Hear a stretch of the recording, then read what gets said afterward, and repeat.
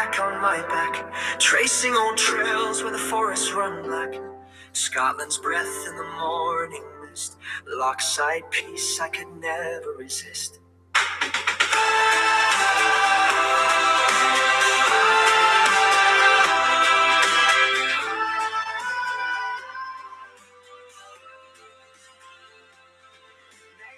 They call me outdoorally, sleeping rough in the heart of the valley, under pines with a view so wide, and a bottle of Bucky right by my side. So I walk our room with the firelight low, outdoor alley where the wild winds blow, raise a toast to the stars above, with buckfast warmth in the land I love.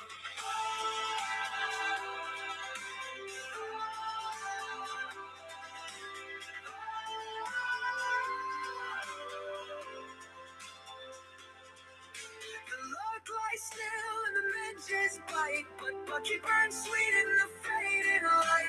Boots by the fire, heart on my sleeve, I never want these woods to leave. So I walk our road with the firelight low, outdoor alley where the wild winds blow, raise a toast to the stars above, with buckfast warmth in the land I love. Through glens and burns over moss and stone, even when I'm out here I'm home. Footprints fade, but I'll return to sit by the flame and watch it burn.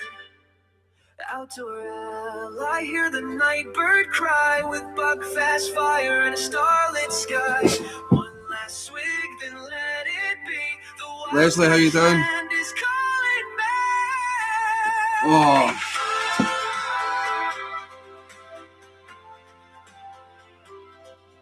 Yeah, I've been rushing about tonight.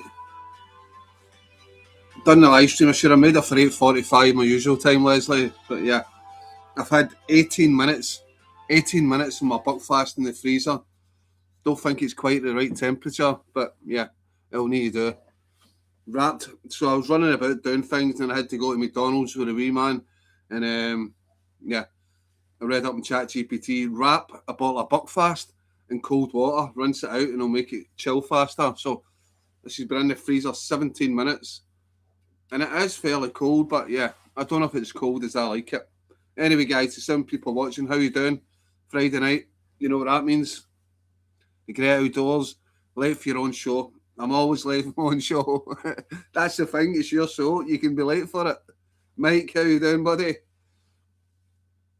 What's up with the weather? You say, how's things? The weather's been so on and off raining here in Glasgow today. On and off raining, and no, I haven't managed to go camping this week. I've been a bit unwell, still feel a bit unwell tonight, but yeah, stuff it. Tonic wine. This is tonic wine, so this will help. Not. But yeah, I was going to go camping on Wednesday, was it? And yeah, I just woke up and I was like feeling sick. So yeah, a week off work and I've done nothing. But you know what? It's been good just to do nothing. Just lays about.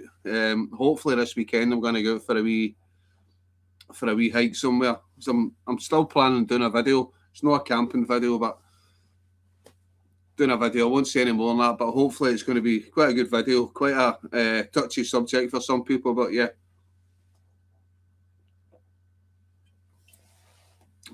Buckfast is just drinkable. It's not warm. It's just drinkable. Just got a little bit of chill through it, but yeah. Once I've had a few sips, I won't mind. I've had warmer bottles of buckfast when I've been camping. At least no heat wave. Been having one until today. Horrible. 34 degrees yesterday. Oh, I don't do well with heat, Mike. Apparently down in England in the next few days it's meant to be a heat wave again, but yeah, Scotland won't be seeing it. Even though the two countries are quite close, Mike. Totally different weather, England and Scotland. Totally different weather. They'll be getting 30 odd degrees and we'll be getting, yeah, maybe 18 with rain and more rain. But yeah. Anyway, what's everybody else been up to? Has MD been out this weekend? MD going out this weekend, sorry. MD been off this week, went anywhere? I was still supposed to be going out camping with one of the guys One of the guys that usually comes up in the chat, but he messaged me, he couldn't go at the last minute, which is probably just as well, as I would have went, but I was feeling unwell.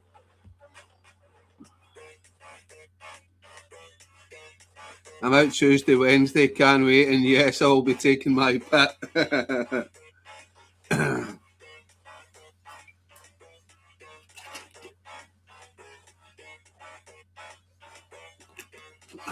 Controversial.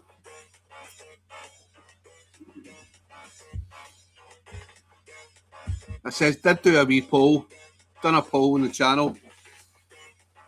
93 people voted, and most people voted, 46% voted overwhelmingly for campfire, depending on location, depending on the conditions, and depending whether you're responsible. Leslie, you know you're just lying there. I am responsible. That's a pure lie.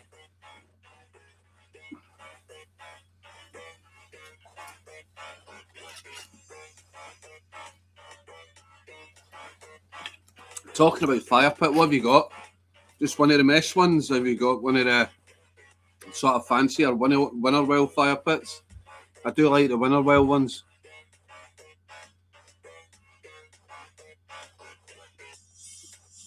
You would have went camping, Ali, but you would have forgotten half your kit because your admin is shocking. I won't disagree with that, mate. Yeah. Admin grenade. I promise. The wee mesh one. Yeah. Wee mesh one's good. I say it's £8. I bought it for home bargains, but it does go through wood quickly because you're getting a lot of airflow from underneath. Whereas like the sort of the steel ones or the titanium ones, the winter well ones, they're a bit closer to the floor and no as much air gets under it. It still doesn't scorch the ground, but yeah, it just, the logs burn slower. Johnny, how you doing? Yeah, but if you know a lot of money, budget, Bush, one of the wee fire pits, £8. Happy days. If you can afford a bit more, maybe get like a wee winter well fire pit, especially the titanium ones. They fold away into basically nothing. I know because Craig's got one. CKL Adventures.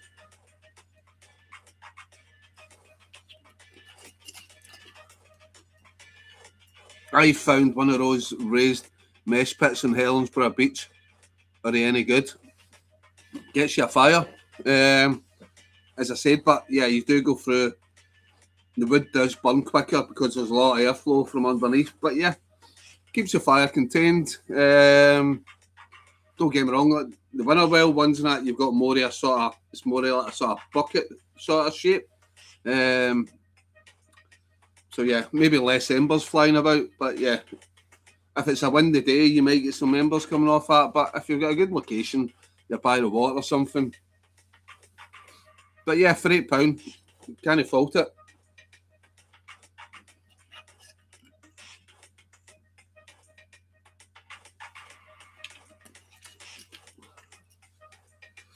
But did somebody just leave it lying there, the great outdoors?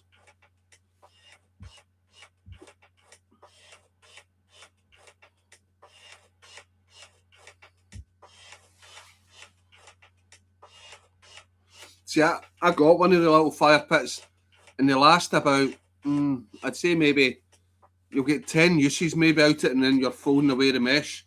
Also, with the mesh constantly being burnt, the mesh, you will start to get holes in it. So I found like, after 10 uses, you can buy the mesh online, but sometimes the mesh is just as expensive as buying a new fire pit. Because I said you can get it for home bargains now for £8. But I have got a spare mesh in case I need it. I think the mesh cost me £7 for a, yeah. Right, John, right, John. What's happening, John, anyway? I've not spoke to you in a while.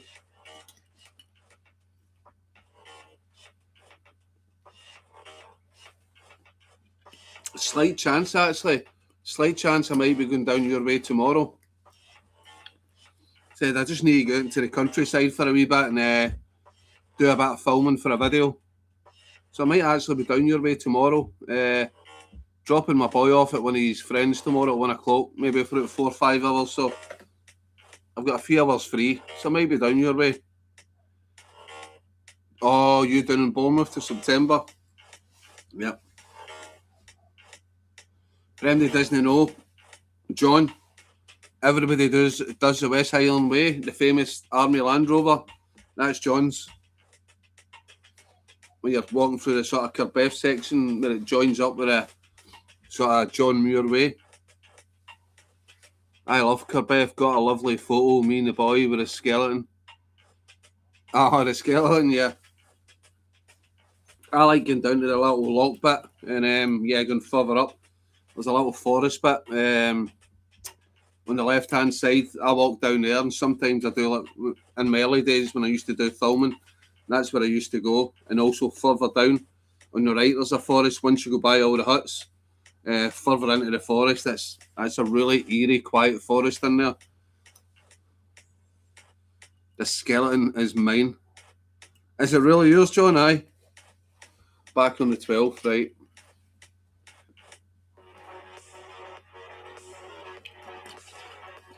So what are you doing down there anyway in Bournemouth? Have you told me before you're working?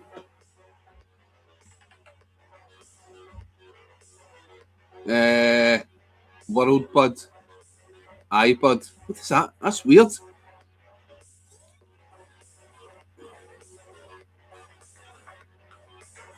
That is weird. So it comes up as a weird symbol, John.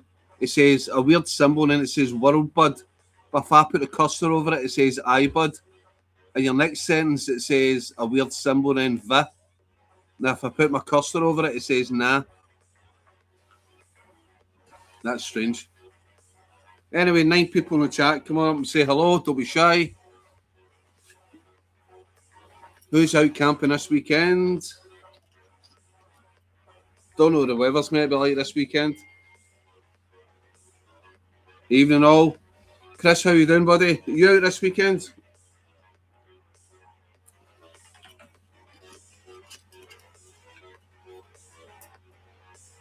Who's all lighting fires this weekend? No, mate. Just doing it at the house for the summer. Right, fair enough. Hey, John. You could have left the keys. I could have used your cabin for a bit. That'd have been a cool video, me using your cabin. What's happening, Davey boy? How you doing? Long time no see, Davey. I may be out tomorrow. Hi, Invisible Camper. Yeah, I've absolutely faked it. A week off and I've not been anywhere. Don't know if I'm lacking the motivation for camping anymore.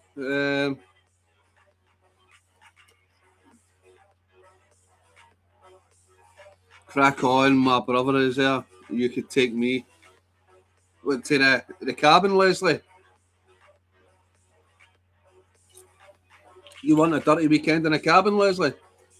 I like the mesh pits, but put a light circular pizza rack on the middle as the mesh tends to burn through. That's what I was just saying, Davey. Especially once you start, 8, 9 times start using it, when you're folding it away, the mesh does start to burn through. So yeah, always advisable, get a spare mesh, or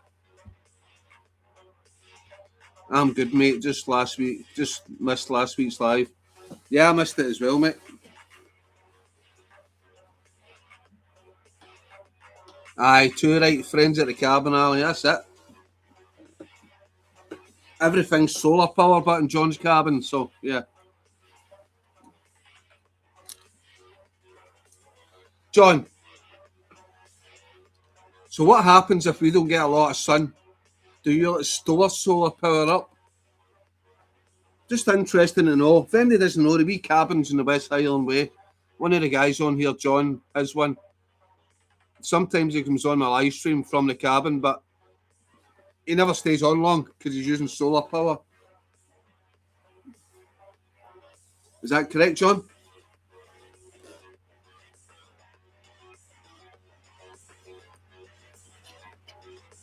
You put a generator on it.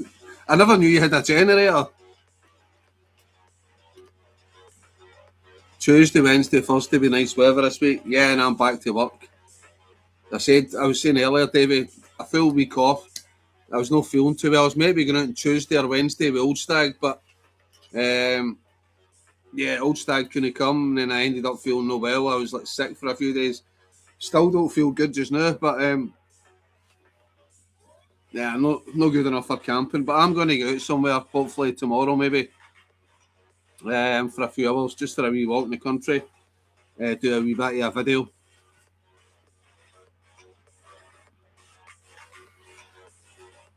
Or do we take battery packs, well, John? Do we take bookings?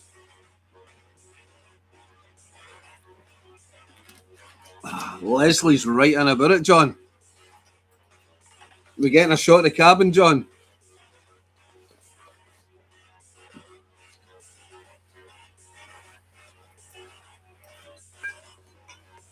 Leslie, his is one of the sort of bigger ones on the main sort of West Highland Way track. It's not the ones that are hidden in the woods.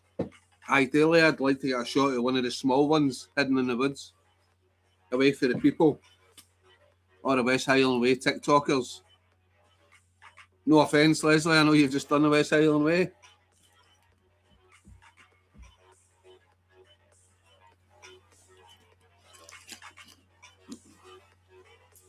But yeah, a wee cabin in the woods would be nice. Seen a cabin at Garb for sale, 30k. All right. Did it look in a good state of repair, Davy? I love going to Garb. There's a tiny wee in-shot you can pull in, walk down the hill with a little lock, just walk along through all the cabins. Then you got with the sort of main cafe bit, the West Highland Way bit. But that bit of that park can I go down to, it's got like a little rope swing. It's always nice and quiet down there. I actually managed to get my mum down there. I think it was about 6 months before she died.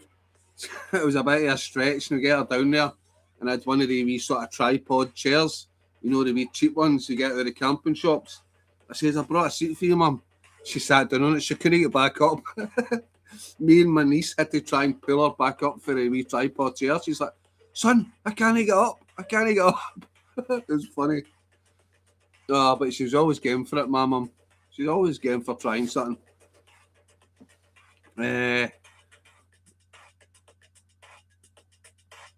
That place would buy tail to take the wee man. His autism, it's hard to get him out, but he does love it when out. Oh, aye, definitely. I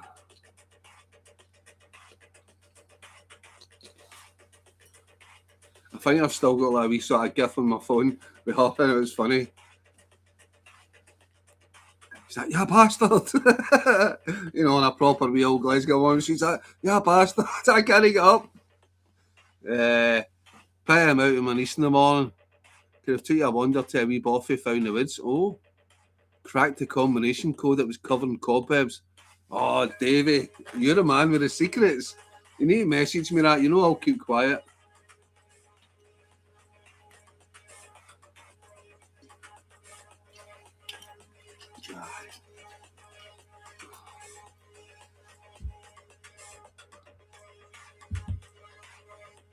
I think somebody died. I think somebody died down there that little bit near the rope swing.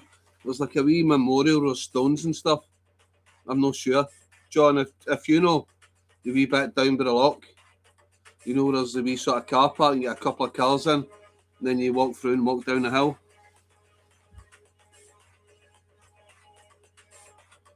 I was actually thinking about maybe going down to that wee lock and getting the kayak out on it.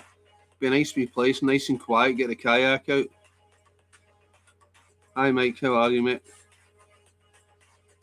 The great outdoors where? On the road coming down, there's a wee bit you can pull in, John. Like to the right hand side. It's got a little gate you can open up. It takes you down to that. Is it like a little sort of pier bit? Or you don't go through the gate, you go left and walk up into the huts through the woods and then go down onto the lock. Hard to explain. But I love going down there, especially in the winter. I think I've done a few early videos just walking about Carbeath in the winter time. Get a kayak, go and have a superb route I've been dying to do for ages. I know, I need to sort it out. Nah, it's no a monument, it's like a wee pile of stones and there's a photo. It's been there for a few years now. Right down on the shoreline near a rope swing. I always see it every time I'm down there.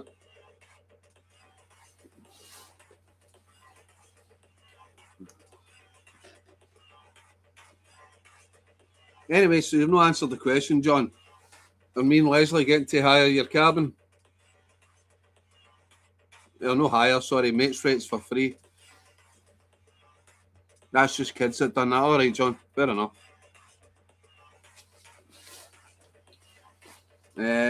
From one of the huts. Alright. I take it you know most of the owners of the little huts. Some of the little huts look abandoned, John. Some of them look as if nobody's been in them in years. Is that what Davey was saying? Is one of them for sale, 30 grand? Some of them look no a lot bigger than a garden shed.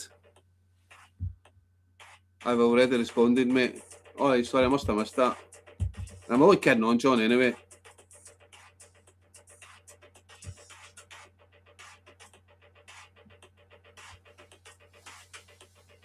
Caravan, I just actually seen a Facebook post there, mate. Good stuff, Johnny. Tow bar next week.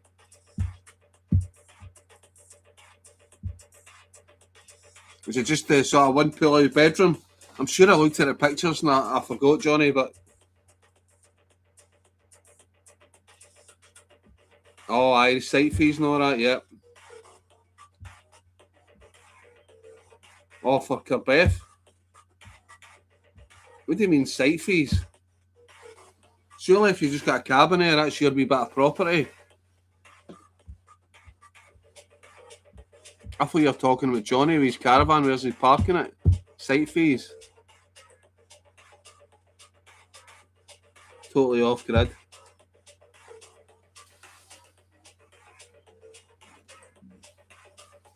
Oh, so you're not keeping on a caravan park or anything, Johnny, no? You're just keeping it outside your house?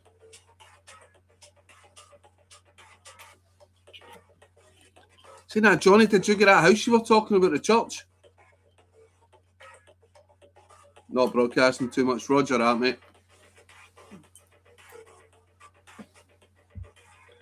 I don't know, maybe there is upkeep of pipe work, grass cutting, tracks, roads. Nah, well, maybe, aye. Nah, just a tourer. Hi, Ali, I've not been on for at least 2 weeks. I fell and broke my hip, but I'm okay now. Up and about, morphine is great stuff. Like it, Alan. We shot the morphine. You need it to watch my Friday Night Lives, fuck's sake. Nah, mate, the church fell through. That looked a belter, Johnny. Yeah. I was looking forward to seeing you pictures you moving into there. That looks sweet. They had to fight to keep Carbeath. I thought they weren't allowed to sell the property. My ex's gran gave hers up and then shut down. Alright. Site fees are about 20 to 30 a night. Right, okay.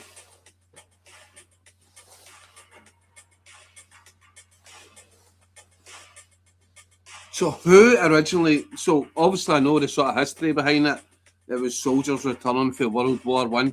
They were used as a retreat. So who were the sort of cabins sold to? Were sort of ex-military given a first choice against the cabins?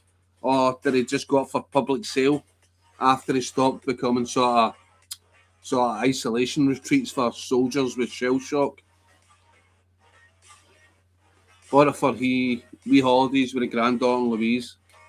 Love it. Aye, just to get away for a few days. You don't want the hassle of going abroad. Yeah, just get the caravan, hook it up and go somewhere. I like it. Site fees for what? Chemical gases. How you doing, buddy? Yeah, usual Friday night. Bottle of Buckfast. I was planning on doing this live stream from a camp, a place I know, but I've not been feeling great the last few days, and yeah, I've been lacking the motivation to get, especially now the rain's come back in. I don't mind camp. I actually prefer camping in the rain, but yeah, I've just not had the motivation, and I said I've not been feeling great. Was defo two for sale recently? Maybe if someone dies and their relative is abroad or something, they're allowed to sell it. I don't know. All right, wee Botsky, same. Yeah, the huts are all private. My neighbour sold for 110k. Is that one of the ones, the bigger ones where you are? Not the wee sort of garb and shed ones in the forest, John?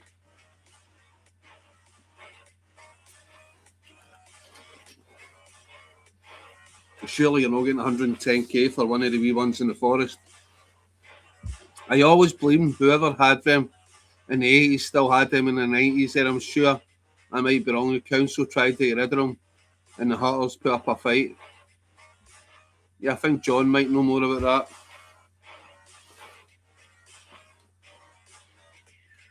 Without saying Ali next door.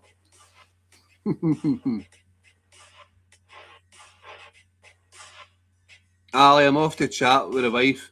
Yeah, she's still in. Maybe home this week. So the best, guys. Alan, take care and give Linda my love. Yeah, big hugs and kisses to Linda in hospital. Take care, mate. I remember a fight to save them. Yeah, I remember something like that as well, Davey.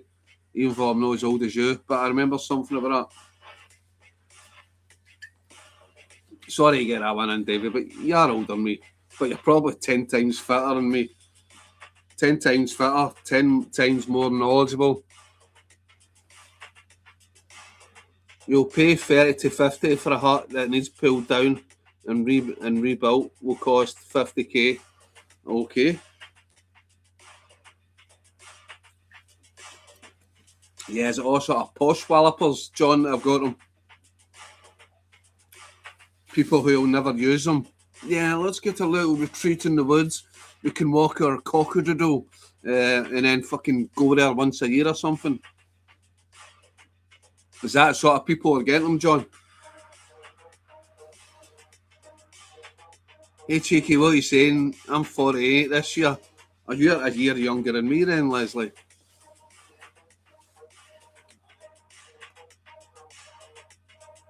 So the days for a cheap hut are gone.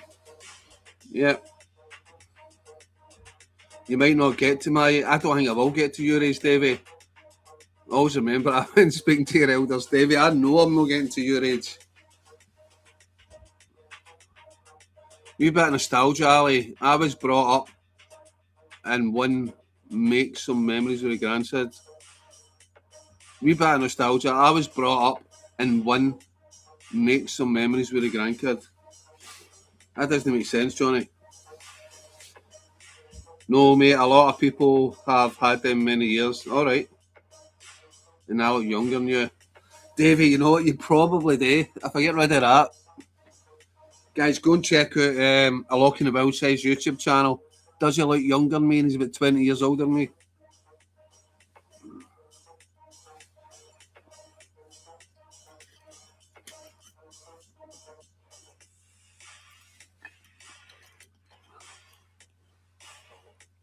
It does, lol. I was brought up in a caravan as a kid.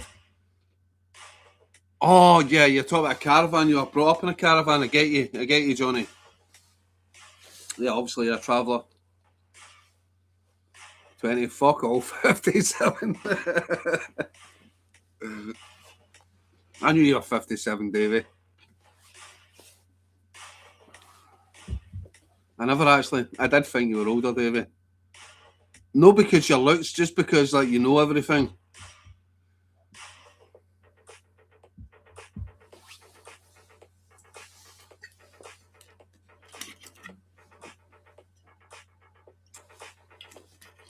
Davey, what's your take on all the recent wildfires?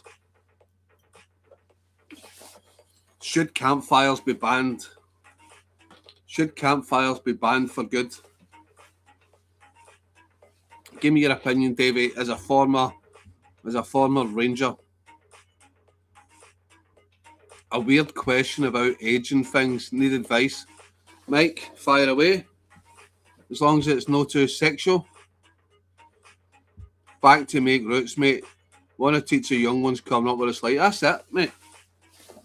Too many people nowadays are forgetting their culture, where they came from, traditions and stuff. Yeah, Johnny, go away. I don't mean that, go away. I mean, go ahead. Fucking teach them. It's good. Leslie, the council never had anything to do with her, Beth. Are you 50 this year? Welcome to the chat. Welcome to the chat, Liam. I can't quite see your message. Can't quite see your message. What does that say? I can't read that message what you said there, Fitzy, sorry.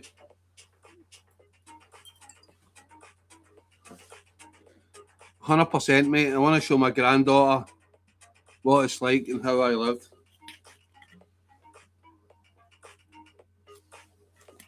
I respect that, Johnny. I really do, mate. I was actually just talking with my son the other day about old traditions and things that have died out. These silly things like penny for a guy. You remember that when you were younger? Penny for a guy, ducking for apples at Halloween. Just lots of different things. Scooping out a turnip. No, this pumpkin nonsense. Back in the day, we used turnips, and it took ages scooping out a turnip to make your Halloween masks, your Halloween things. And that's how they originally did it with turnips. All the Scottish and Irish settlers moving to America, they took that with them, the tradition, but obviously pumpkins were easier to grow in America, so they gradually changed the pumpkins. But yeah, last time I did one at Halloween when I was young, it was a turnip, and it took ages to scoop it all out. But yeah, turnips, the traditional Halloween face, no a pumpkin. It was a community buyer from Orlando, right? Sorry, I missed the chat there when I was talking.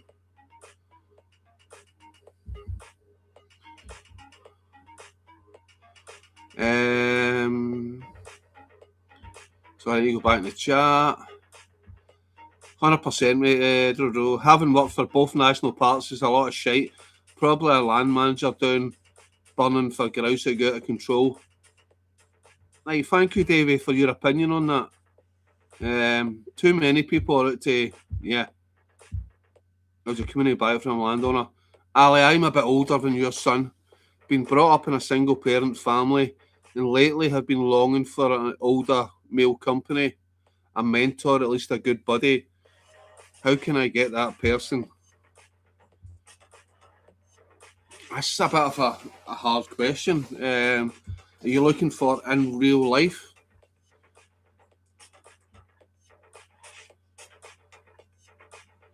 The Great Outdoors, I wasn't sure I remembered the fight, but I think I have just thought it was a council. Back to Mike's question, I don't know. It's always good to have an older male figure. It's knowledgeable and stuff. I presume that's what you're meaning, older male company, and you don't mean like like that.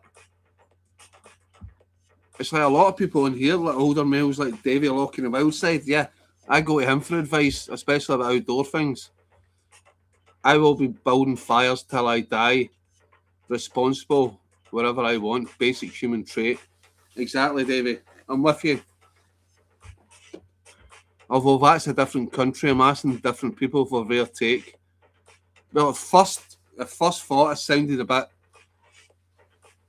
bit weird.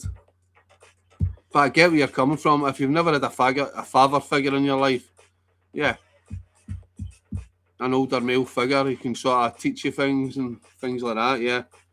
But I had a nephew, and I used to always try and take him out and teach him things. He never had a father figure in his life. My great-grandmother was an Irish traveller. My great-grandfather was an Irish traveller. My kids were brought up in the house. Gonna teach my grandkids old ways. You can teach them old ways, but they're not going to follow old ways, Johnny. But yeah, be good as an education. But yeah, things have moved on. Yeah, real life. The chat limits the length for the message.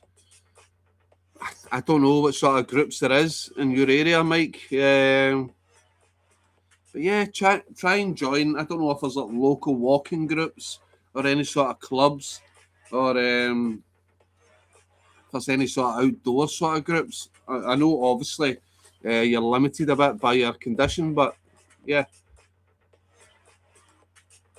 maybe somebody else is a bit more better place to advise you on this, Mike.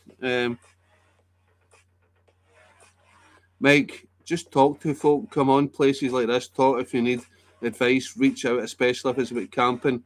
Most, if not all, the boys will help you and give you advice. What Leslie said. Hard to tell. Very few organisations and groups because of the political trouble. Yeah, I get you. But is there not like sort of outdoor sites and stuff where you are? Belarus, isn't it? You're Belarus.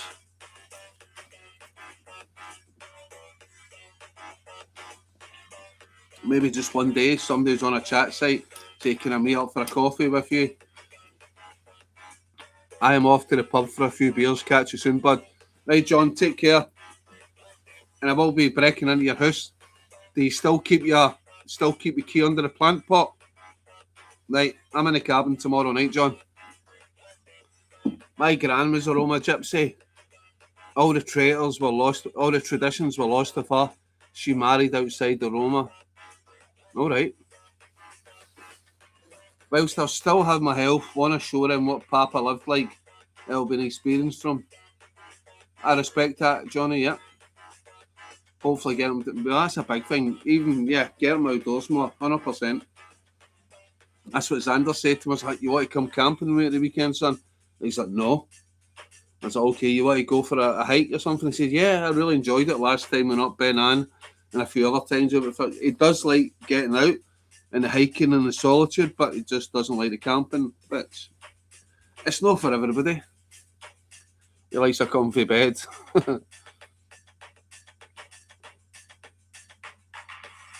Lots of outdoor sites, but hardly any community to do with it. Or perhaps I don't know where to look for these. See you at the skeleton, John. No, John's away. John's down in Bournemouth.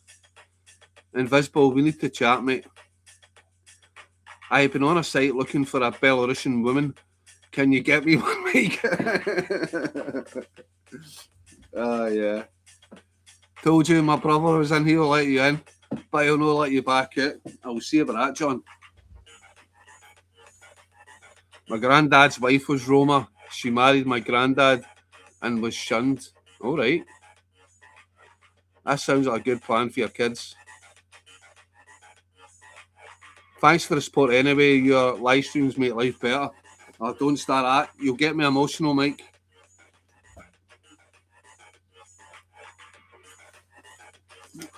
You'll get me emotional, Mike. You also go on mix live streams. I'm always busy on a Sunday, so I can't go on mixed live streams as much as I'd like to. If any of you don't know, I usually go on a live stream on a Sunday night, Hampshire Outdoors and Survival. It's more about bushcraft and sort of prepping and things like that. A lot of people come on the chat. So if anybody's interested in bushcraft and prepping, please feel free to check out Hampshire Outdoors and Survival. Mickey, he's a good lad. I do. Recently asked him the same question. Okay.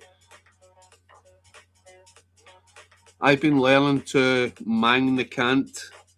Invisible, the old Roma way of talking. All right. And what sort of language does that derive from, the old Roma? Good community. Yes, there's a good community. A lot of good people on there. I think some of the people going here are on here. I think Invisible Camper, does he go on it? Mixed stuff, yeah.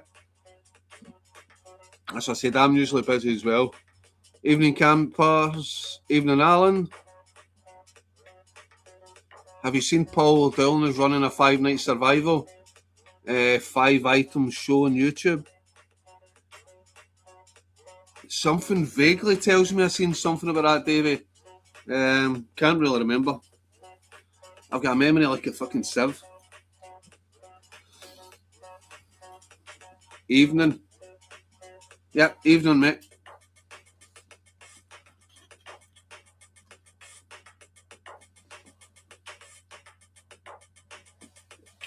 I do like all the bushcrafty stuff, but yeah, it takes time. I've not got the time for it. I'd love to set up a debris shelter, set up do an old school sort of army basher, dig in a trench and all that.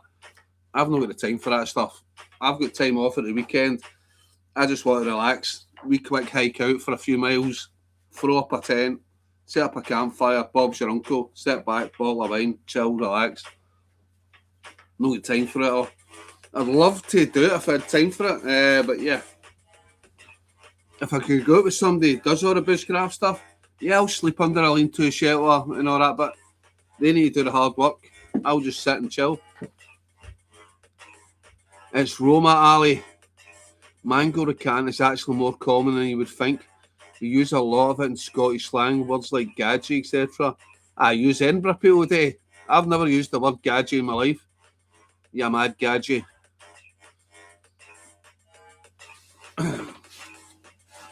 That's interesting. No, seriously, Johnny, about gadgie, that comes from Roma. So there must have been quite a certain Roma influence in the East Coast in Edinburgh. That's where gadgie comes from. What about Raj? Raj, does that come from Roma or Barry?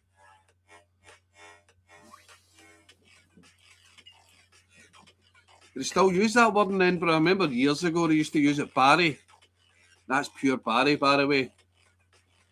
Barry meaning that's pure brilliant. Do they still use that word, Johnny? Barry.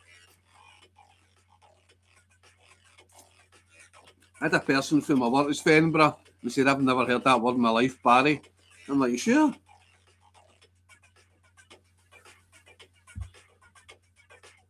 Barry means pure brilliant. Johnny, help me out here. Is that right? Barry.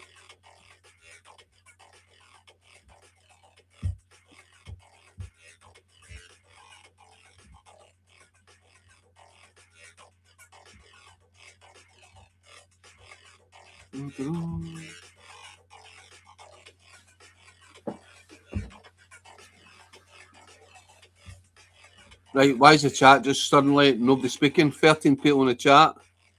Barry is brilliant also. So is it really? Barry is a Roma word? Right, but do people still use the word Barry? I said years ago I used to have a good friend I was in the army with. He was like, this is Barry, this is pure Barry. But somebody in my work recently started from Edinburgh. I think they were from, I can't remember. But yeah, they said they'd never heard of the word Barry. I'm like, that's strange. Edinburgh words I know are Barry, Raj, Gadge, Gadgie, Ken, likesy.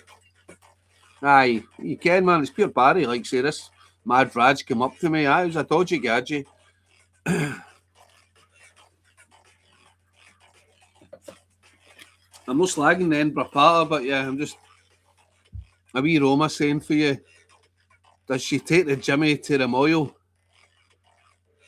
The Moye? Does she take the Jimmy to the Moye? And what does that mean?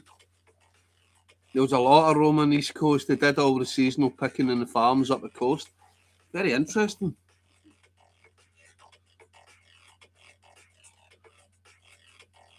See, apparently what I've heard is people in Romania hate being associated. People in Romania, a lot of people think people Romanians are Roma. They're no. And people from Romania hate being saying we're Roma, and they're no. The guy that I saw from Edinburgh, called me a Raj. Yeah, he said she liked me. I think Raj can be seen as like an affectionate term as well. It just means a big moth. I think Raj just means you're a bit mental. So I think that can be a good thing as well. Like in Glasgow, if somebody calls you a maddie, like you're a maddie, it can be a good thing as well. Correct, Invisible, we picked tatties and berries growing up. Right. So that's what it's probably been. A lot of Roma have done all the seasonal work along with sort of local people, and local people as you do, you pick up things for the people you work with. Raj can mean funny or mental. Didn't know it can mean funny. Oh, you're talking with somebody like this guy's Raj, like he's funny.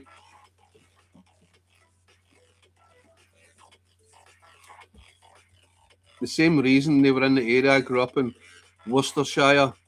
They'd been doing the fruit picking for hundreds of years. All right. How you Raj?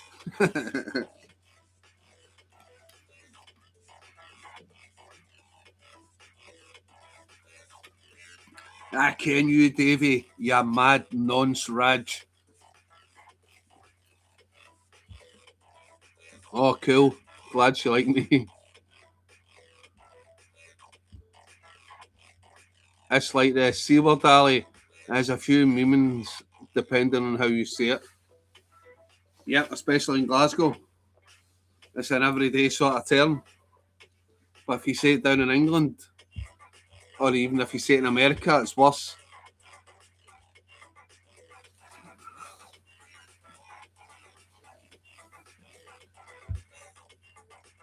Right, ladies and gents, I'm going to leave for 2 minutes to have a smoke.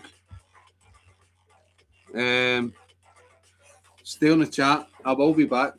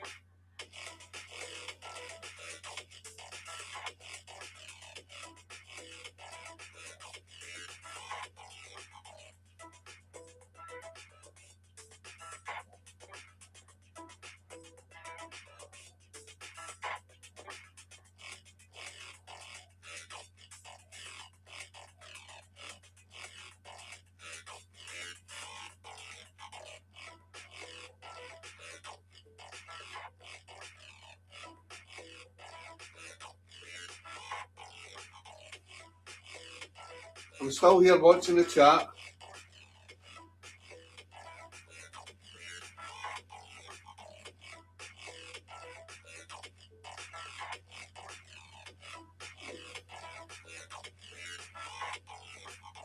Johnny, I was brought up in a caravan in Blair Gowrie in Lisbon. We picked fruit and tags from East Coast to pick up there. Seasons changed, and East Coast growth has grown slightly better. Yeah.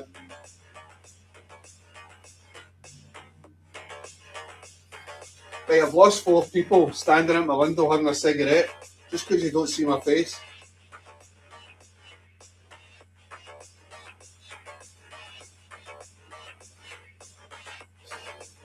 But yeah, so Scottish language is influenced by Roma, and a big influence is that I love the influences that the Vikings had, the Norse had on Scotland. It's like everyday words in English language, things like the days of the week, for example. Wednesday was Woden's Day, came from the Vikings. Thursday was Thursday, came from the Vikings. Friday actually came from Freya's Day. She was the goddess Freya in Viking mythology. So that's Woden's Day, Thursday, Freya's Day.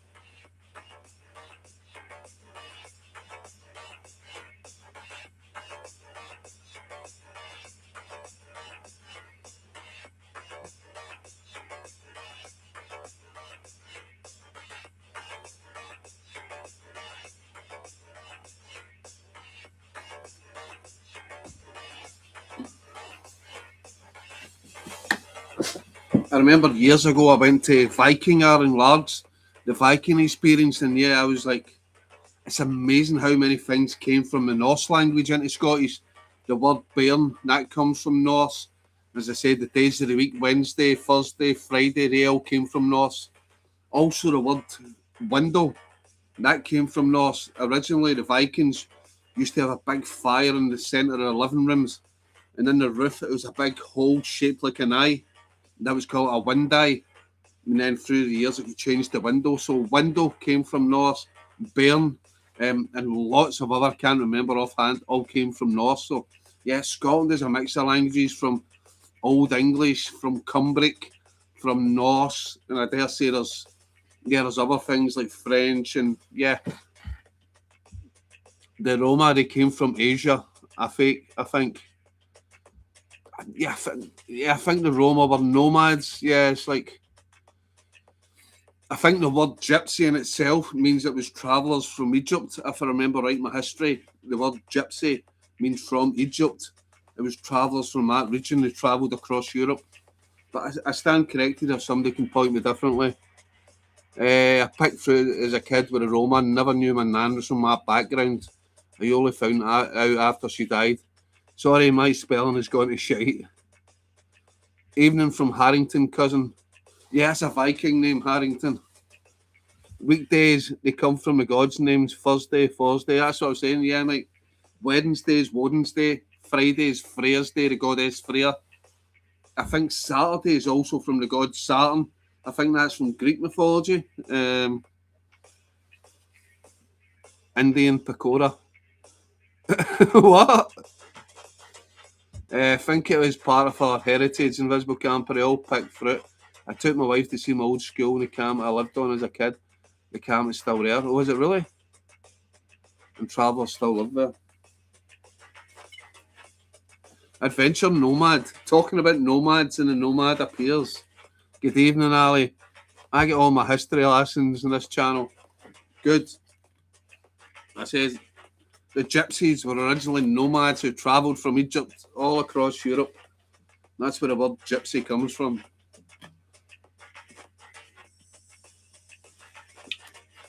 You're not a gypsy, you're a nomad. Just a nomad.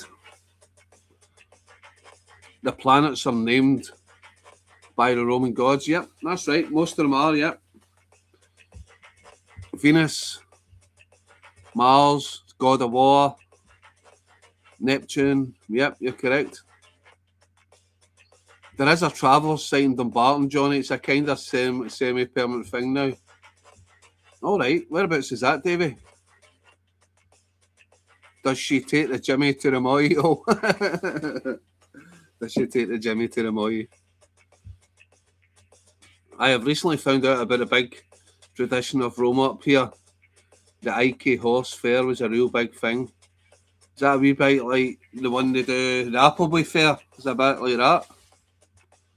Plumbing and wee house type things. Hello, Mike from Minsk. Nomads. What is the weather like over in Canada today? Dalrioch Station by the river. Some going fishing on the river. Sound guys. Alright. I chopped down trees at the start of the year at Clyde and Muirshiel for a river programme. Then went to a woolly pig farm in Ayrshire and planted trees. Does anyone know of anywhere else I can do this? Davey, Lock in the Wild side, might know. He's your rangery type, naturey type guy. Hi everyone. Jane, how you doing?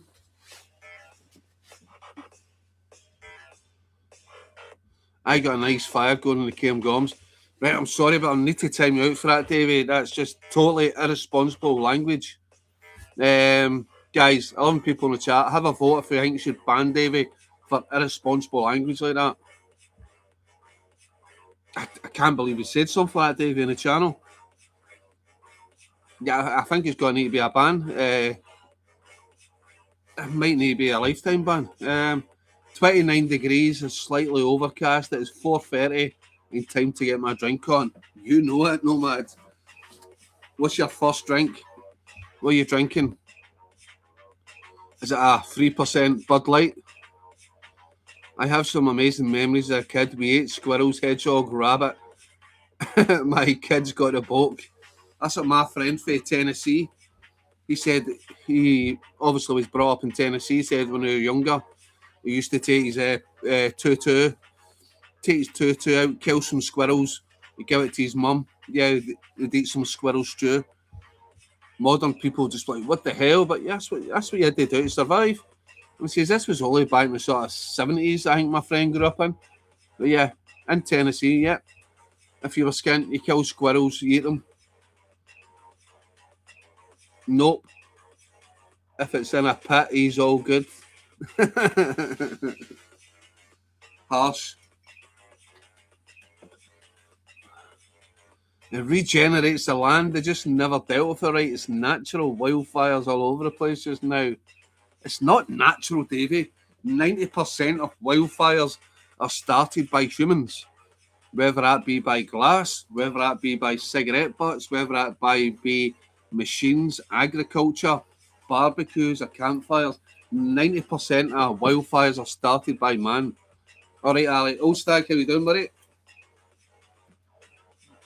Wood pigeon, Ali, and squirrels is fantastic. Yeah, I've heard wood pigeon's good.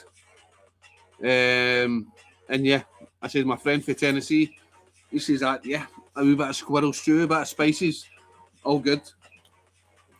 He said some weeks he lived in squirrel stew. He was out every day catching 2 or 3 squirrels. I wonder if there's a difference between grey squirrel and red squirrel. I wonder if the Scottish one tastes nicer. I'm enjoying some Canadian Club whiskey and enjoying a dark ale from an Antano microbrewery. Oh, no, man. You're no one of them. It goes for all these fancy microbreweries. And I'm saying it's a dark ale, right enough. It's not an IPA. You're not drinking an IPA. Who told you that? The BBC. There is arseholes that start them, but land managers do muir burns all the time. Davey, I'm just having a bit of fun, obviously, but yeah. I've been looking up some stats and stuff, and that's what it says. I've already said it's a dark, right? I'll let you away with that, a dark ale. I used to love my Newcastle Brown Ale. I used to love that. I'm not a big fan of ales these days, but yeah, I can still go at Newcastle Brown Ale. Usually I just like my sort of, my lagers, my hoppy lagers. I don't drink that much lager. If I go to a pub, I'll go for a Starro Pramen or something like that. Grey squirrels are vermin, American, bigger and pushing out the native reds. The part have a license to shoot them with rifles and mink. They don't tell you that, though. Davey, is it no? That's why they're trying to introduce the sort of pine martens. The pine martens can actually, they're doing something. The pine martens kill the red squirrels. I think it's something to leave, something like bacteria. The pine martens leave it kill the grey squirrels. Am I right in thinking that? There's some. I don't know if the pine martens are predators or if they pass a virus on to the grey squirrels, but I think that's why they're trying to introduce the pine martens or the house martens, whatever one. Hedgehog isn't my favourite, but it's edible. Red is better. Grey's pretty tough, needs a long cooking time. Grey needs stewed for ages. Okay. Obviously, greys are bigger and stuff, they're more muscly, yeah, probably more bulk.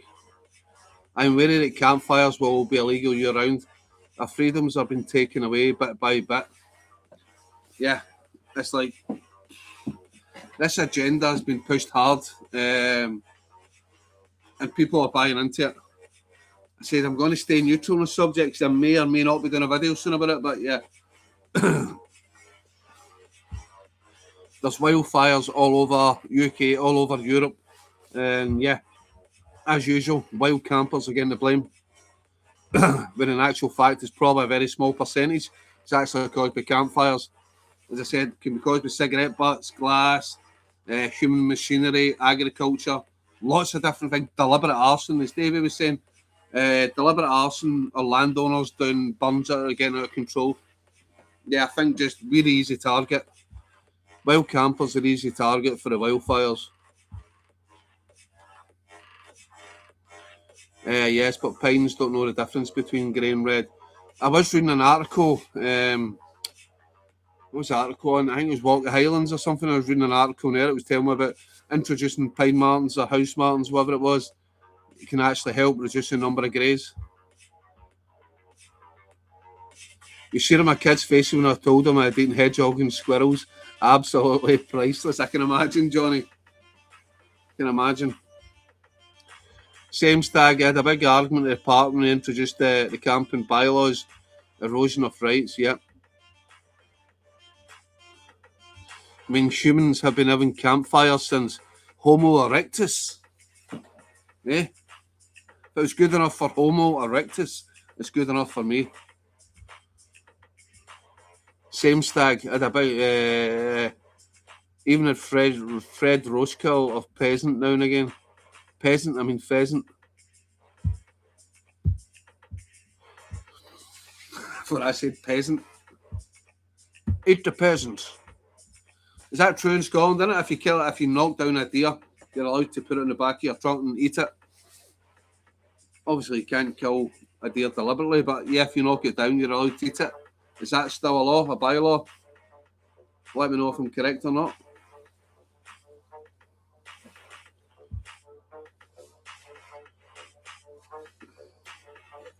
This is scary. The buckfast is getting low.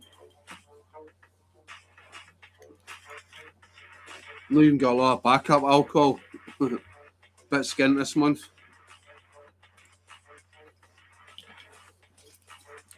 Ali, did you get away? I didn't even manage it on Thursday. Hopefully next week. No, stag. See when you said you weren't coming, I thought, right, I'm going to go into Wednesday myself. Ended up waking up Wednesday morning. I was balking. I was being sick. I still don't feel 100% just now. So yeah, my whole week off work's been wasted. I've not been out anywhere, which I'm gutted about. I'm going to do a video, but not a camping video, this weekend. Going to go into the country somewhere, do a wee video, but yeah, gutted I never actually got camping. But see, to tell you the truth, I'm sort of lacking the motivation. That's what I was hoping. I'm not putting the blame on you, old stag, but yeah, I was hoping to go out with somebody, get a bit of motivation. I said I've got a wee man now for a couple of days, so I won't get out camping now for a few weeks. They tried to stop camping fires on the islands. All the anglers protested and tied boats up to islands, and they sacked the idea from the bylaws. All right, never knew that, David.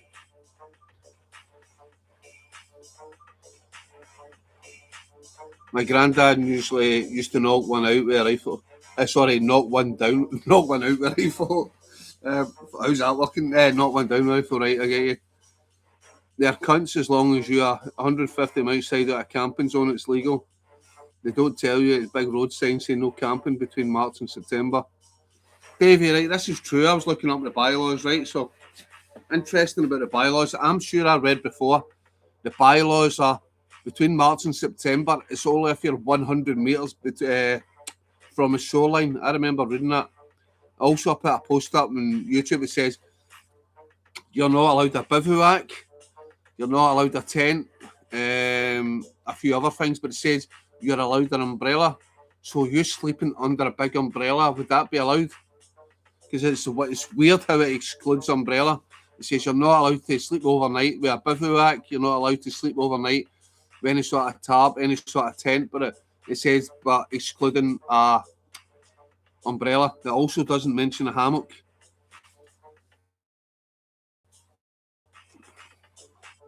In the late 80s, when there were shortages of food, and in the 90s, when the food appeared but inflation was eating up all the income, they would brew coffee from oak acorns. I mean, in Russia and round here. All right, that's interesting. So there wouldn't really be coffee, would it? It'd be like some sort of tea, some sort of brew. I know you can. I've heard Mick talk about it on his channel. You can, like oak and stuff, like acorns, you can sort of get a brew from it. I wouldn't exactly call it coffee, Mike, but yeah. It was my fault. No, that's what I'm saying. Don't worry about it, old stag. You had it in my head. I was going to be you, and yeah. But I was sick anyway on Wednesday, so it wouldn't have mattered. You might not like it, but I camp where I want and where I want responsibly and leave no trace, except my wee 100% controlled fire, and no one going to stop me. But is it controlled, Johnny? One gust of wind to the embers, it's that a wildfire. You might think you have it controlled, mate. If they were cunts, they would charge you to take you to court and the judge would decide. If everyone done it, they would just amend the bylaw. I think you could get away with it one time. Exactly. I looked at the wording of it, mate. The wording of it, exactly. Yeah. It specifically excludes umbrellas. So if you were to take one of them massive giant umbrellas and sleep under it, and it said it doesn't say hammocks, as long as you've not got a cover over you, which could be included as a bivouac. And I said also it does say you're not allowed to camp 100 metres near a loch. So technically, if you were to camp 101 metres away from a loch or Loch Lomond, could you still camp there? Whether it's in a camping management zone or not, because it's within 100 metres of the loch, I'm sure it used to say. See, the thing is, I can camp there November till March, yes. From October till March. It's from March till the end of September, so from October till March you can camp. Otherwise, you need to pay £3 or £4 to camp. But it's Loch Lomond. You don't want to camp there. Too many people there, too many edits anyway. It's very rare occasion I'll camp at Loch Lomond. I want to do islands, but on Loch Lomond shores, nah. You go there and somebody camps right beside you, 2 metres away from you, start setting up all sorts of stuff. I've had fucking an Indian family camp up beside me, big massive pot, fucking stinking. This is not like a racist thing. Stinking absolute curry, big pot of curry, running about and stuff, all sorts of noise, and I just couldn't relax. Why would you want that? Just find a little place yourself in the middle of nowhere while camp. It was okay, pass for a coffee. All right. It's probably quite beneficial, that. I don't know, I've not looked into it. I know, like, you can have like a brew with pine needles and stuff, or nettles, but acorns. I wonder if there's anything beneficial from having a brew, like sort of acorns in the water. I'm not sure. So do I, Johnny, but to be fair, I keep away from the zones full of wains and drugs. Exactly, Johnny, yeah. And shite and pish. That as well, Davey, yeah. It might be one of Scotland's most beautiful lochs, but yeah, it's not a good place to camp. Back when Tamweer was around here, a campfire where he wanted, he got a statue. I would get to jail, probably. 101 metres is allowed outside the zones. Yeah, that's it, yeah. Or is it outside the zones? It used to be from the loch shoreline. That's what I read, the rules used to be. It was from the loch shoreline, 100 metres you can't camp. Only 2% of the 720 square miles is zoned. Mostly the busy shores, but Loch Lomond, Erne, Venacar, yep, okay. Just under 40 years of wild camping. Pretty sure I've got the fire thing sorted if it's dry and small enough to cook. Sorry, I'm just playing devil's advocate here, but yeah. It's like I've been wild camping for a fair amount of time. I've never known that it's started a wildfire. It's like one of the ones. Do you ever know somebody who's won the lottery? That's what it's like. Do you know anybody that's ever started a wildfire?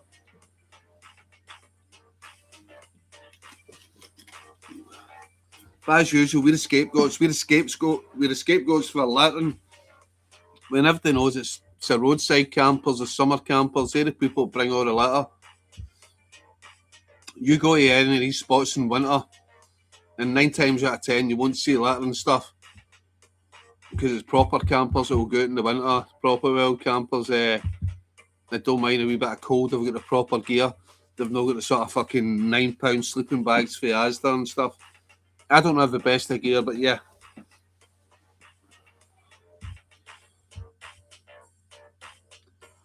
I know a YouTuber that started a wildfire. Do you really, old stag? I only once had a fire get out of control up Glenfine. It was about the size of a tennis pitch before I got it under control. Wind caught an ember into the heather and off it went. Interesting, Davey. I take it this was in the summertime. Was it? What was the sort of vegetation like? Was it sort of like dry heather? In my experience, my people have started wildfires and knew what they were doing. I'm getting that a lot, Chris. The people are saying, yeah, a lot of wildfires are started by people who, yeah, know what they're doing. It's like a recent wildfire from last year that everybody was blaming on wild campers. I heard from a very good source. That was that RNLI that was doing a training exercise, and it was a flare. From a very good source, that was a flare. They set off a wildfire, but he never said nothing about it, and it was all the wild campers that got the blame for it. It was a flare that set off the wildfires last year.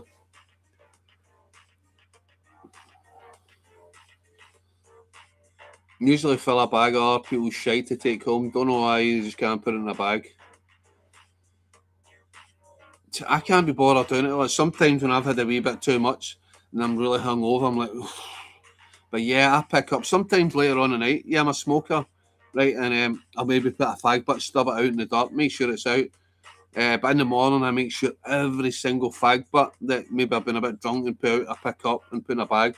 I'm not going to say I'm perfect. Nobody is. Yeah, but I make sure every single bit is gone. The stuff I've put there at least anyway. If there's other stuff that I can carry, usually a lot of the time I can't because I'm carrying so much. But yeah, I'm not going to preach and say, yeah, I do it all the time. I take bags off people's crap out. No, I don't. I see loads of crap which I don't take out because most of the time I've not got enough room for my own crap, never mind the other people's crap. So I won't preach and say, I'm always taking other people's stuff out. No, I'm not. Not my people.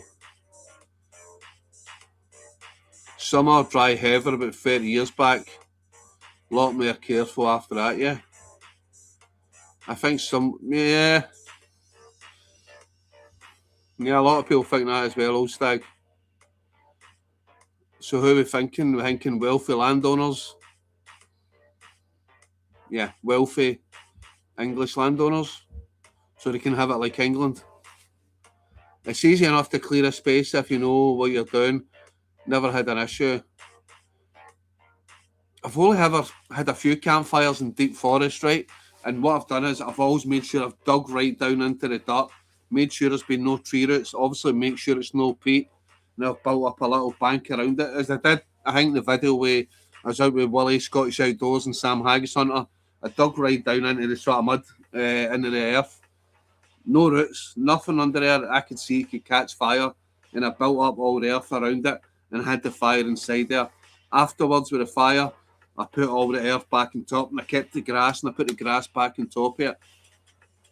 And obviously, people still say you're still causing damage. It could have been microorganisms you've killed and stuff, but yeah, you kill microorganisms every day by standing, walking on the ground.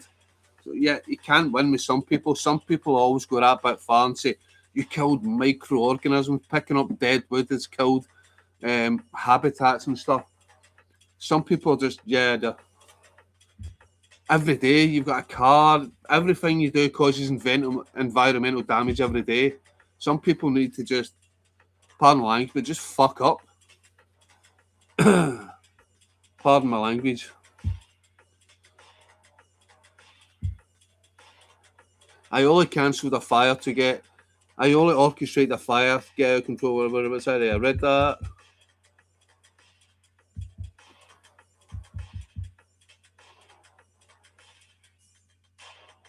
I used to investigate them. Deliberate ignitions got more than publicising. Yeah, there you go. From Chris, who was a fireman. Even if you only take one more bit of rubbish away, then you'll make a small difference. Yeah, I do, Davey. Like maybe like bloody bottle lids and all kind of stuff. But when you see tents and stuff, I can't take that away.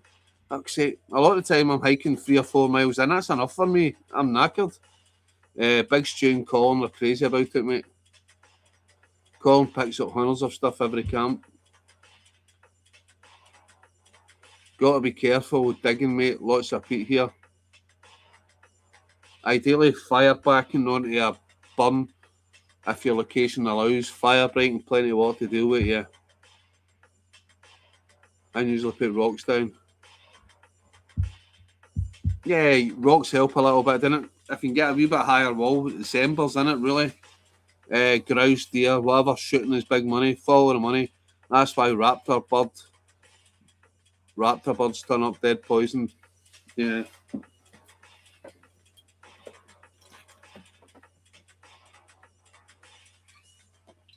Yeah, there's a lot of dodgy stuff afoot. that we will never properly know about or find out everything. But yeah,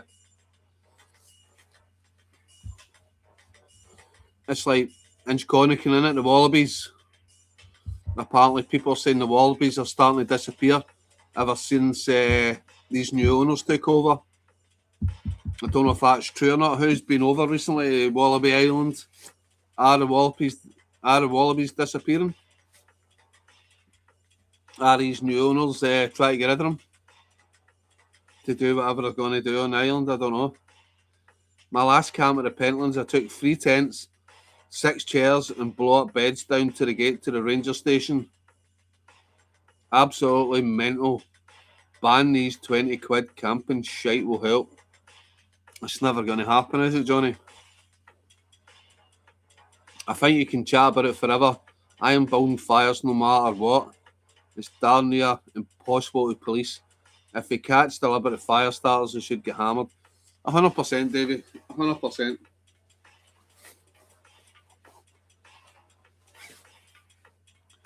Island is up for sale. Wallabies are non-native, introduced by Lady Cohen. I never knew that. So the island is now up for sale. And have you heard the rumours that the wallabies are reducing or getting harder to see? Have the new owners been killing the wallabies?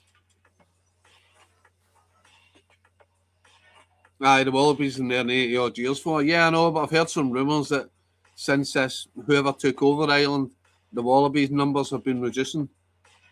Probably because they're sick of campers coming over to see the wallabies.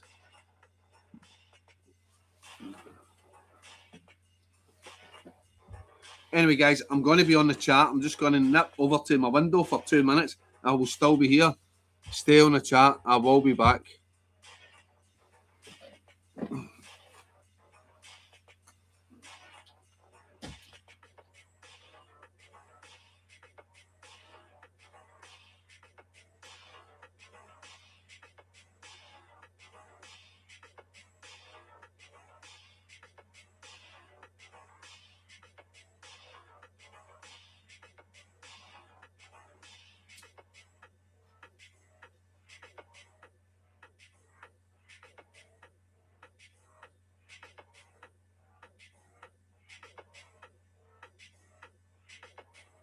Old stag, why?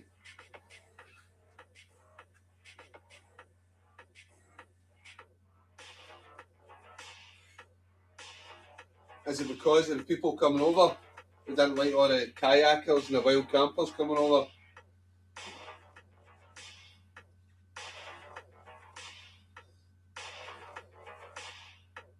To build lodges or something? Yeah, I thought that would be the reason.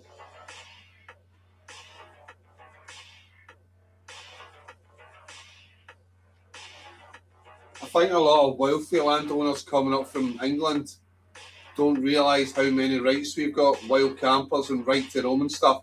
They think it's like England and they try to force restrictions on us. And after a while, they just sort of give up and sort of sell up and just go back to having property in England. She is selling it, silly cow, never done due diligence and found out it's even the people in there. That's it.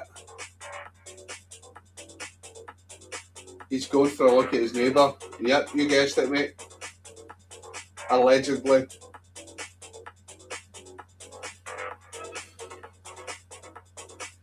That's it. Right to Rome. Right to Rome. Get it up, you. We're in Scotland.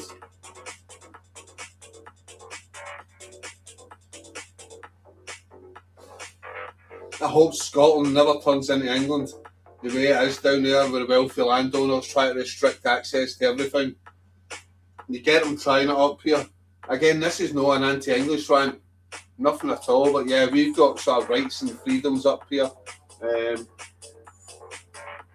And also there's so many English landowners, people are buying property up here from England to retire and retreat. As long as you respect that we have the rights, the right to roam, and yeah, wild camp and stuff like that, yeah, you'll get on fine. But once you try to block people for doing that, I just think you're in England again and you can get your shotgun out to people who are trespassing on your land.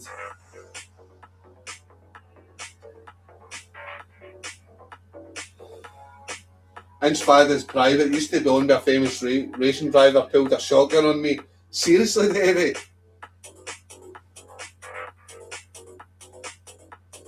Did you shite it?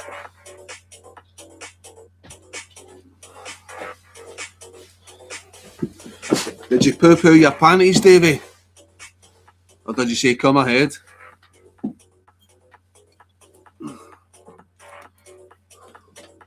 Is that not illegal? You can't be pulling a shotgun on somebody. What saying it is America?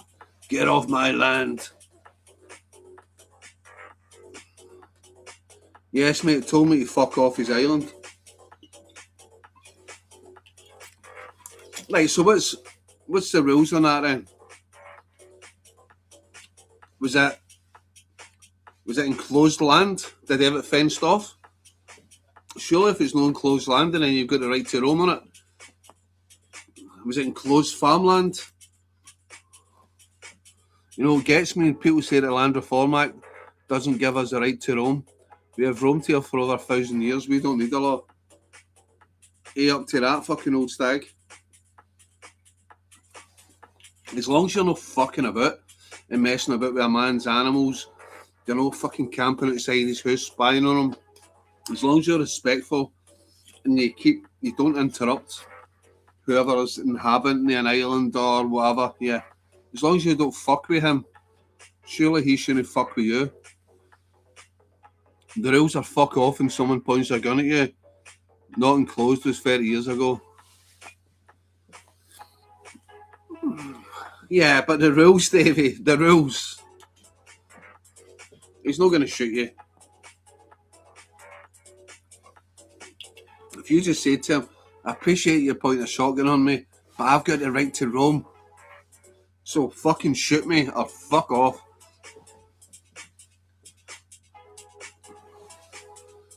I must admit, sometimes I do shag the animals. Old Stag, this is not a private chat. This is the live chat you're on, Old Stag. Mick, come on, this is no. I might need time. I'm sorry, I'm going to need to remove that, right? I've said it, but I still need to remove it for the chat, mate. Can't be talking about bestiality on here, mate. We're using our time out 10 seconds. Right? I need to delete that last message.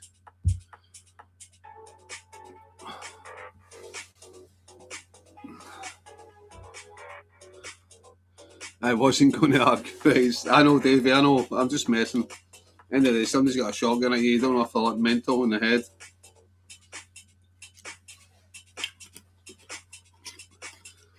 I once seen a wallaby with a big arse. Was that you, Stag? Yeah.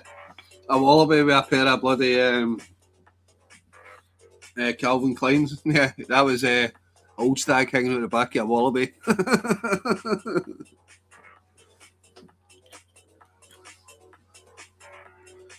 Yeah, I heard they were good jumpers. Right, anyway, let's get off this sort of bestiality issue. I think he said he shags like an animal. Oh, did he? I thought he said he shags animals. That was a male. Must have been Stag. Anyway, getting scary. Fucking no buckfast left. And the funds are low, so I've not got a lot of alcohol. I need to see what I can rustle up. Sorry, lads, I brought the tone down there. Exactly, Chris. He did say what I thought he said. But yeah, Chris was sticking up for you there. Chris was sticking up for you. He must be like that sort of thing as well.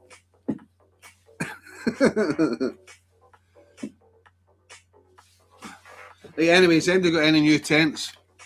Talk kit. Time for a bit of kit talk. Has anybody got any new tents? I've got no new tents, no new anything.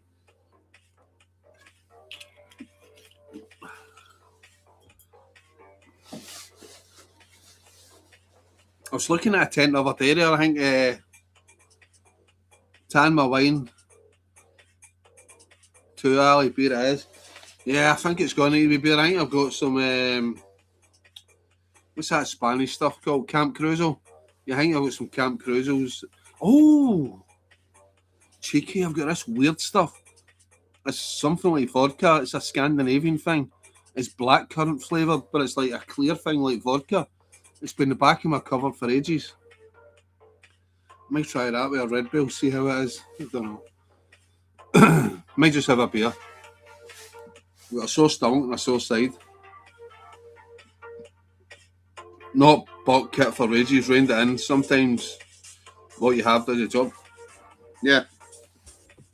I just want like a good sort of 4-season mountain tent and a good like really small down bag, and then I'm happy, but I can never afford that, so I'll keep make down with what I've got. I want like a sleeping bag that packs up like this, a little small down one that can do it like -5 or -10. I want like a tent I can use in really windy conditions. I'm not talking Helleberg style, but yeah, something I know it's going to be solid in the wind. Not yet, but I want the Lanshan 2 and a hot tent for winter. Been looking at the Cocoa Nest or a Nature Hike solo hot tent. I do like the Cocoa Nest, but apparently for a big tall person, the Cocoa Nest is no ideal for a tall person. Nature Hike solo hot tent, I can't really remember that one. Just gave my hoop bivvy away, just had to admit I'm just too big for it. I'm working tomorrow, this chat is a bad place. No, it's a bad place if you're drinking, Johnny. If you're just watching the chat and not drinking. Berghaus Gramping is a cheapest 4-season, not the lightest, but £135. I think I've seen that on, is that the red one? I think Willie Scottish Outdoors, I think I've seen that on his channel, the Berghaus Gramping. Is that how much it is now, 135? I'm only 5'3". Yeah, you'll be fine in it, but yeah, it does look good, the Cocoa Nest. And see, a lot of these times the hot tents, people just, you can still use it as not a hot tent, just put the flap down. Big in Scotland, mate. How's you? Big in Scotland, how you doing, buddy? I just seen one of your messages you put up 4 days ago, which never came up my channel. I went into my YouTube studio and I just seen a message from you. Apologies for no replying. I liked it, but yeah. Yeah, it's red one. Yeah, I've seen that. Do you think that's a decent tent? Although usually I like my tents to be green or brown, but yeah. So you think that's a pretty solid tent then? The wee fire hiking hot tent is great. Oh, that one I've got, yeah, the wee fire hiking hot tent, yeah. I'd just like a bit more room in it, Johnny. Because the way you need to put the way you need to put the stove, the only way you can figure it once you've got the inner in, the stove has to go pretty near the front, and it's awkward trying to get in because there's no like a back entrance. There's only sort of one entrance to it, and I've tried to work it out. The only way you can get in is the stove's near the front, and it's quite awkward, especially after a few drinks. Try not to burn yourself. But apart from that, yeah, I can make it do. It's a hot tent. Ideally, I'd like a sort of proper bigger hot tent, or one of the ones where you put a hot tent, the stove at the front.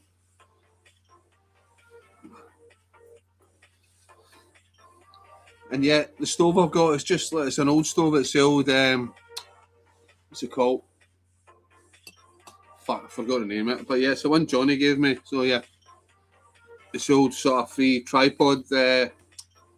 Johnny, remind me what that stove's called again. All good, bro. I'm thinking we're getting a rooftop tent.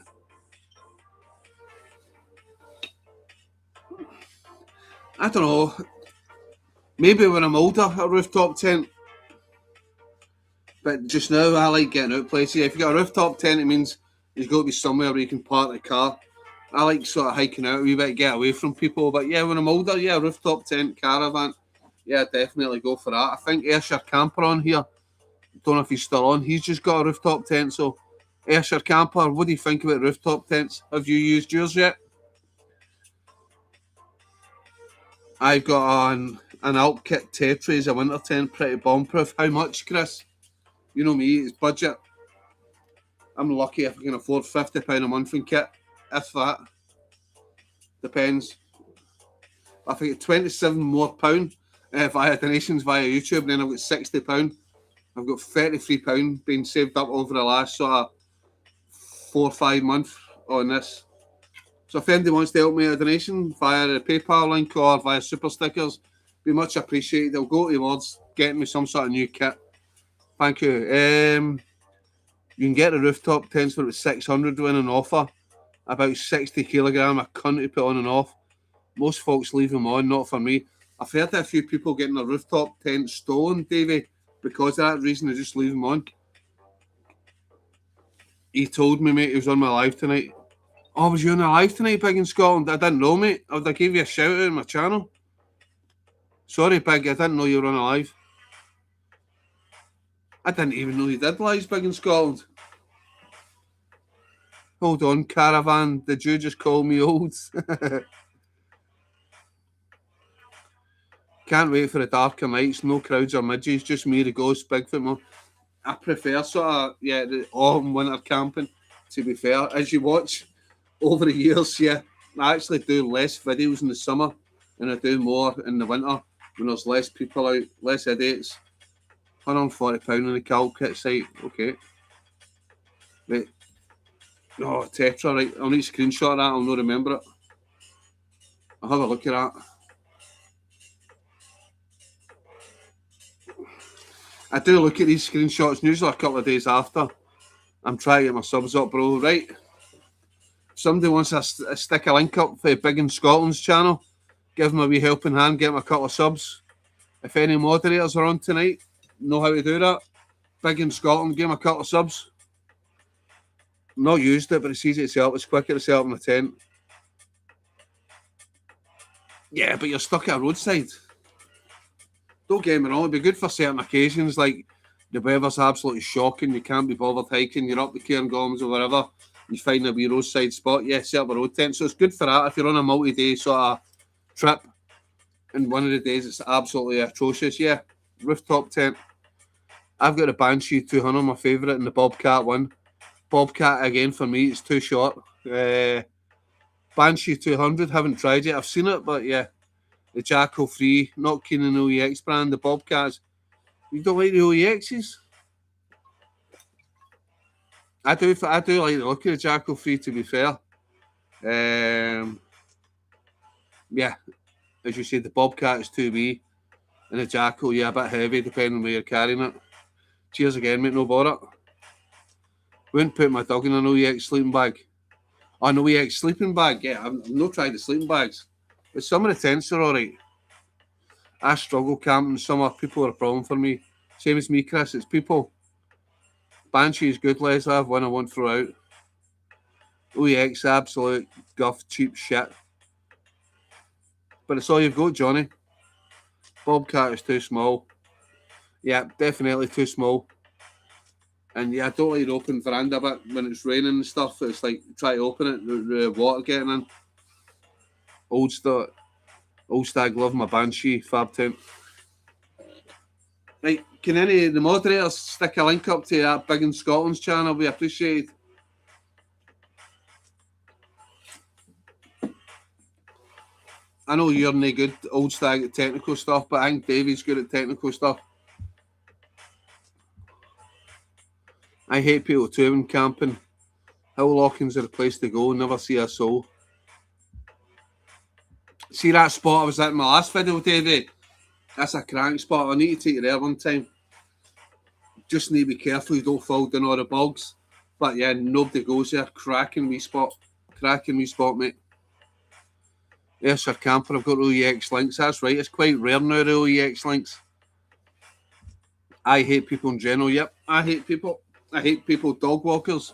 I hate hikers. I hate people.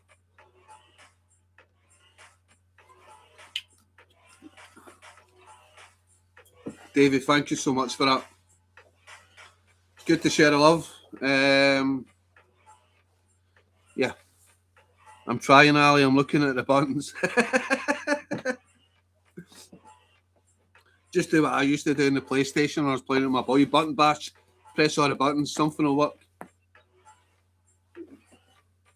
I've got a few Pomley tents. Gee's one. Gee's a bigger hot tent.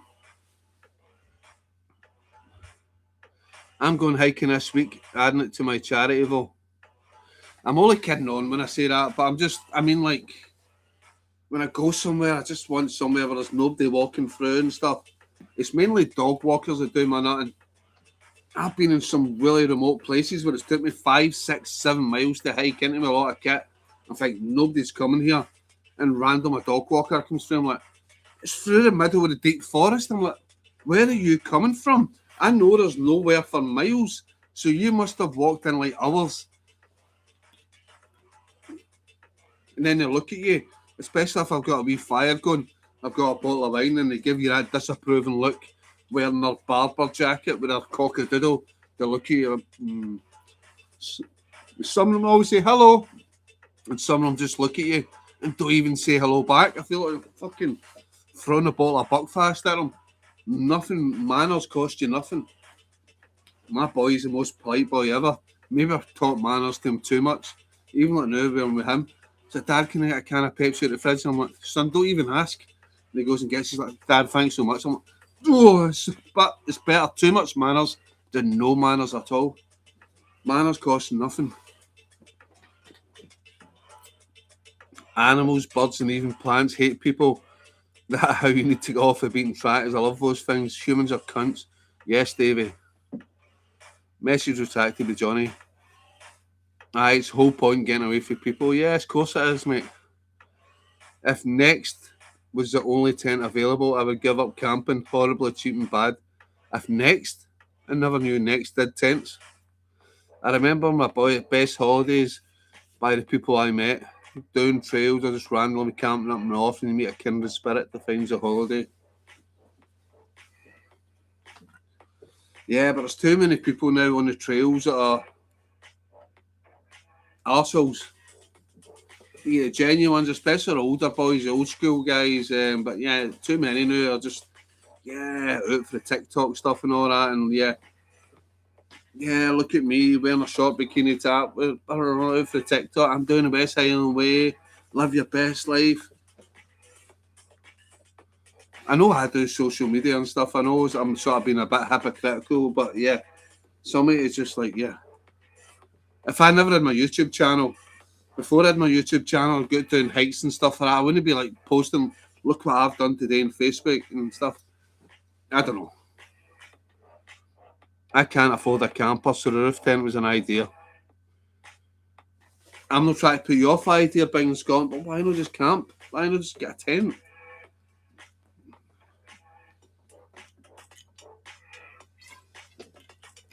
If you're doing so, if you're going off for a few days at a time, yeah, maybe a roof tent thing's good enough, yeah. Especially when you get the bad days, you can go out, hike somewhere, a few miles. I don't know your fitness levels, but I'm not too fit. The most I've ever hiked is 6, 7 miles into a camp. And usually it's like 2, 3 miles, or sometimes roadside camps. But it's just even creating that a few hundred meters distance from a roadside can give you that wee sort of feeling of sort of isolation a bit. Yeah, so, but I feel like the weather's atrocious, you're out for 3 days, yeah. Roof tent camp, you can just sit in your car, put it up, it's easy, you've got the amenities, but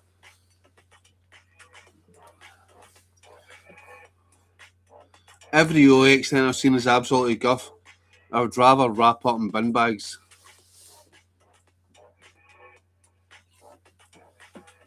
Well, English Woodsman thinks the OEX tents are very good. Saying that, the only time I've actually used an OEX tent was it the OEX Hyena? OEX Hyena, I think, yeah. It was a 3-man tent. The pole snapped on me, so yeah. But I've seen other people using them who look good. But the one time I used the OEX tent, it fucking snapped on me. I don't know if you watched the video where it started to say, and so my tent poles are snapped, and I never even put that much pressure on them. I bite my tongue. 20-year-old lassies with her arse out, photos with advice on how. Davey, my point exactly. Davey, exactly. Get yourself to fuck. I know the best route you can do this way.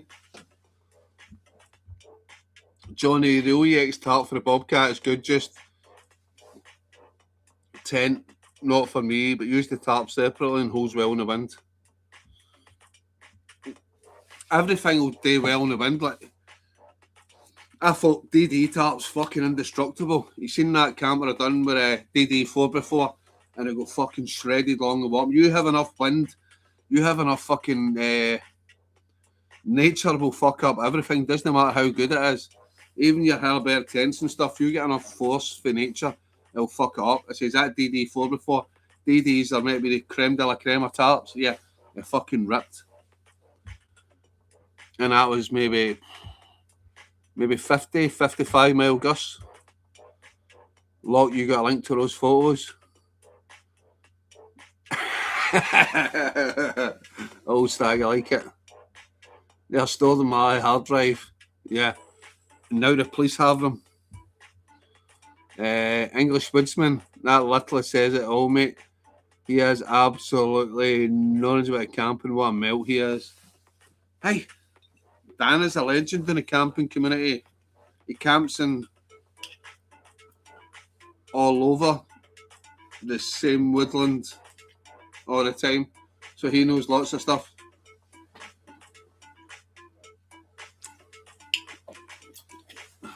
Even went up to Scotland once. Johnny, Mr. English will be watching and mention you in the next video. No, I never slag other people. I never slag other YouTubers.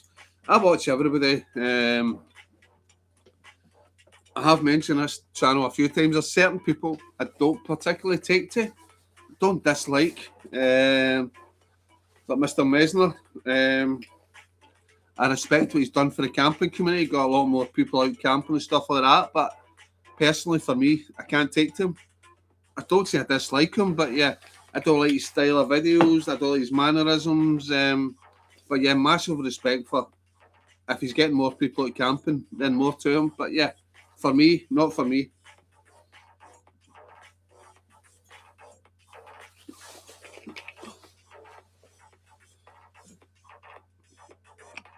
If you ever need any advice with camping, English Woodsman is the last person anyone should ever watch. Maz the Baiter is the man. Never heard of him, Davey.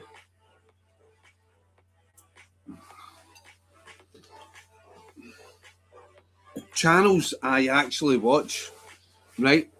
And this is like, pardon the people on here. Obviously, Davey never brings out videos anymore because he doesn't give a fuck. But probably only actually videos I watch Scottish YouTubers now is I will be fair, I always watch Cowell Explorer, Fraser. Everyone has videos I watch. It's not the most exciting, but yeah, it's like you can sort of take to his personality. Cowell Explorer, Fraser's a good guy. Obviously, Chris, when he does his sort of stealth camps and his bivvy bags at some Aberdeen castle, Chris Invisible Camper's a good guy. There's not a great deal of wild campers I actually watch. There's other stuff I watch on YouTube, like auditing channels and like Bald and Bankrupt and all this travel vlogs. There's very few camping channels I actually watch. If Steve Wallace for Canada ever watches it, brings out a video, I like watching him. Steve Wallace, again, it's nothing special. It's more about the personality I like watching. So people can bring out the best videos ever on camping and outdoor stuff.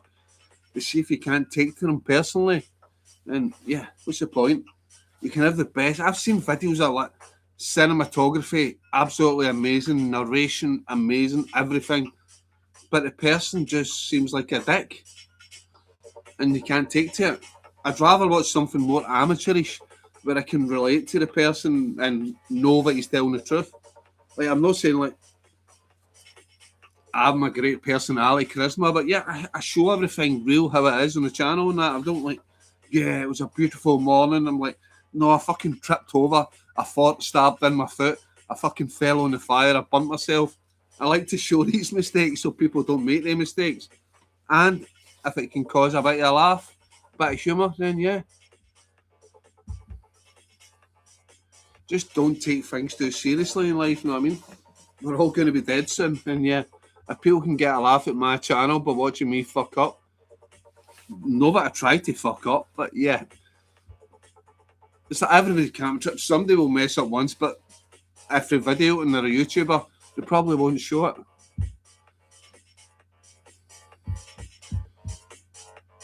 Really nice guy, English woodsman. I watch him for his accent, though. I've camped since I was a kid. I watch everyone, no offence to English, but mostly watch my own because, well, they are our own and know what they are saying, getting at, yeah. And plus, it's the whole sort of anti campfire thing, which, yeah, they have in place in England and stuff, and yeah, Fraser's a good guy, yeah. I love Fraser. Fraser's a good cunt. Oh, sorry, I'm not allowed to say that. Yeah, one of the words in it. No, but Fraser's a good cunt. Never actually met him, but yeah, we speak back and forth. As you know, the camping community in Scotland is small. We all talk to each other. I can't stand him. He talks absolute crap and his cooking is horrific. Johnny, I disagree with you. I like Fraser. He's a good guy. Don't know so much about his cooking, but yeah, I think Fraser talks sense. Or are you talking about Dan English Woodsman? Same stag, 3 minutes walking by a GoPro does my nothing. I have all my new kit. Starting vids again, but all stuff that hasn't been done, which no one will be searching for, don't care.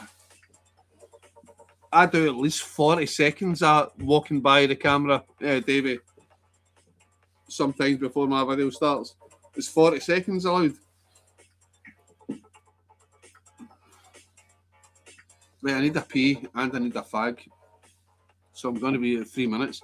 I'll still talk to you. What do I need first? A pee or a fag? In fact, I need cut off soon for it. No, Fraser, I like him too, yeah. Aye. It's one of these guys, isn't it? It just seems like chilled. It's like, doesn't seem pretentious. Look at me, I have a Hilleberg and I'm going to be camping at Loch Lomond in my Hilleberg.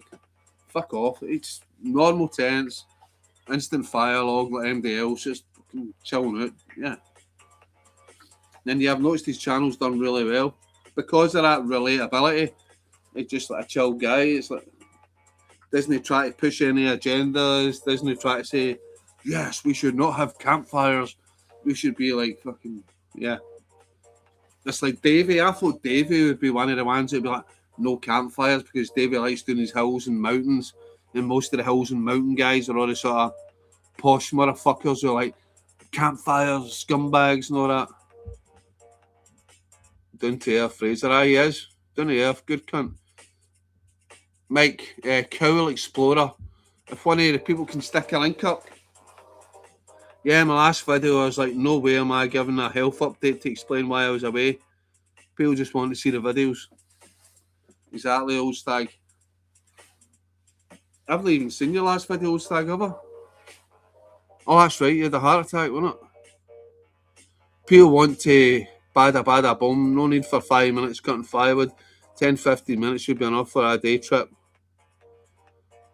But it's the money in it, Davey. Once you're monetized, the longer the watch time, the more money. Yeah, link please. I don't know, it's up to one of my moderators. Davey's the most competent. If he can stick a link up to Cowl Explorer, it'd be much appreciated. But if he can't be bothered, Mike, then I can't force him to. Right, 13 people in the live chat. Who's lurking in the background? Right, the question tonight is, should we ban campfires? Are campfires getting out of control? Is it causing environmental destruction? Are the wildfires now a warning all across Europe that we should stop campfires? Campfires should be a thing of the past. So should we ban them altogether? Should we make it illegal for campfires? Let us know in the comments.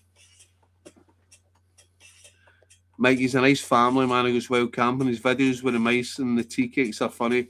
And with the swans, Leslie, with the swans.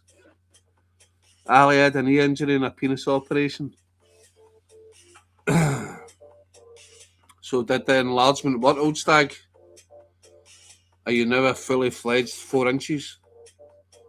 Mike from Mansky, link please. Thank you, Davey. Ali, thanks a bunch. No bother. And again, apologies, Leslie, for talking sort of sexual talk. Apologies. I went right off English Woodsman. He done a whole video on how good his Pomley tent was. Then some Canadian wolf guy slated it. Oh, you mean, what's his name, Lone Wolf? You can ban him if you like. I'll be taking no notice. Without fire, man would have died out and he would not be here. Swap your fire for a phone with a fire on it. Get yourself to fuck. It was a circumcision. Okay, old stag. He's doing a video next day saying it was terrible, full of shite him. Alright, never knew that.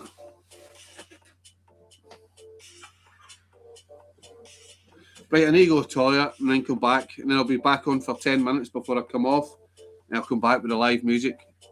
If people are setting up for a wee drink, while I get rat-arsed, I'll be back on playing live music, but I'm only gone just now for a few minutes. I will be back for 10 minutes, then I'll be cutting off for the late live stream. I'll be back. How did I do that? Shit. I can put a stupid ad on just now or something. If anybody wants to help me a donation to the channel, it'll be much appreciated.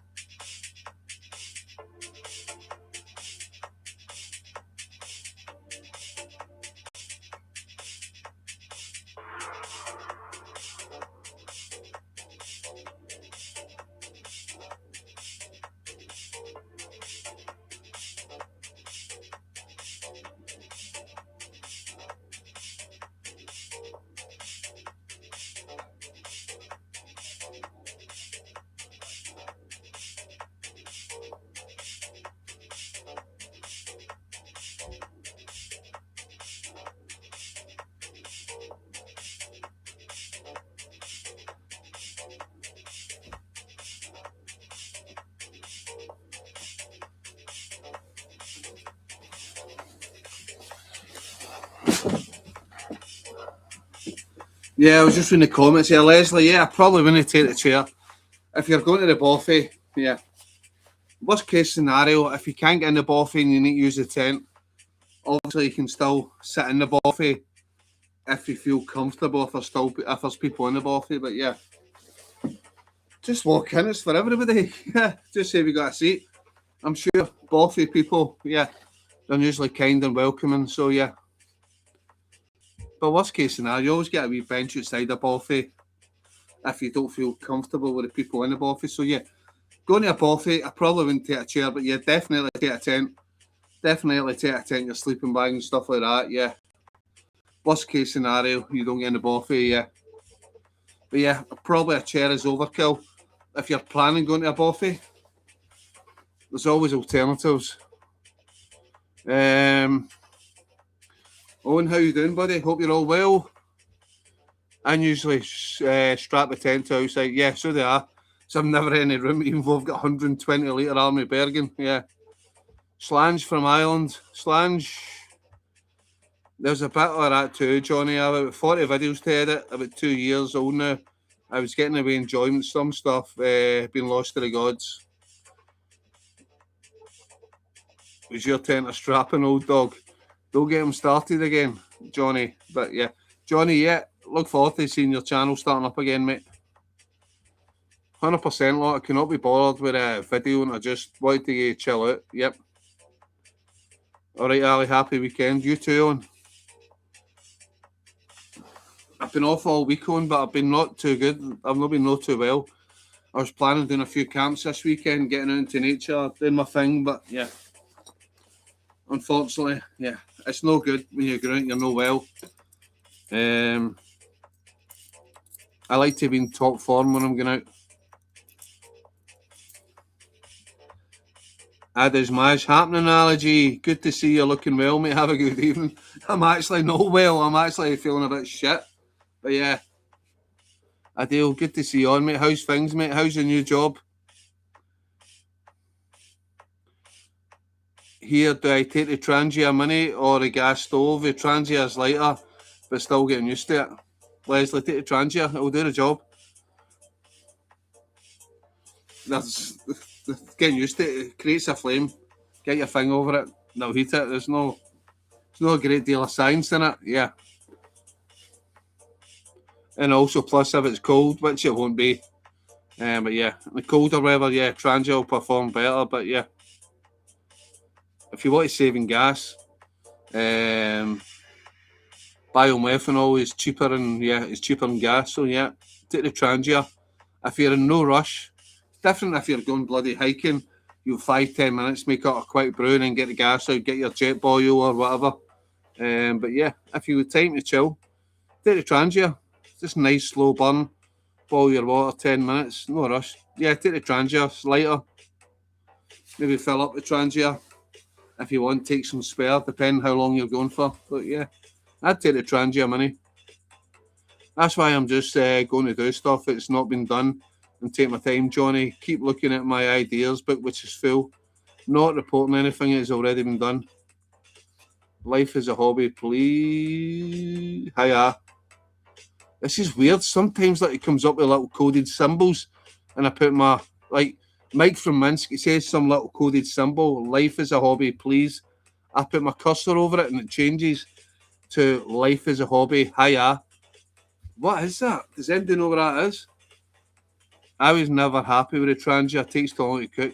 That's what I'm saying, Johnny. If you're not in a rush, the stove is more reliable.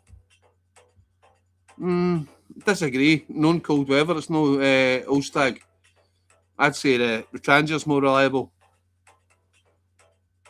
Aye, job is going well, mate. Missing the gang though, not the same. Yeah, sorry I've no message you, mate, but yeah, you're an office bitch now. A proper office bitch. Bio is cleaner than meth too. Cheap for a big bottle. Hope you're feeling better soon. I'm a bitch too. Body's exhausted. What have you been up to, on? Right, I thought I brought a bottle opener with me. I never. Ugh.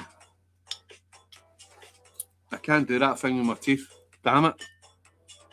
Cheers, guys. My channel is going to make a wee change. Lock, caravan, purchase some more exploring. There's going to be more caravan stuff. Oh, who can do that thing with a lighter? Right, hold on. I don't want to ruin my wee keyring. This keyring I've had for years. Don't know if you can see it. Yeah, it's bad. Basically says Buckingham Palace guard room on it. Most people think I got this my time. I used to do guard at Buckingham Palace, but my uncle actually found this buried in his garden. It was just weird that I was in the guards at the time, and I used to work in the guard room at Buckingham Palace. Right. Oh, yeah, got it. Where there's a will, there's a way. Right, cheers, guys. I'm on the Cruz Campo. It's a nice lager. It's a nice lager. Nice, smooth, light Spanish lager. I don't normally drink lagers on the channel. It's usually hardcore spirits, but yeah.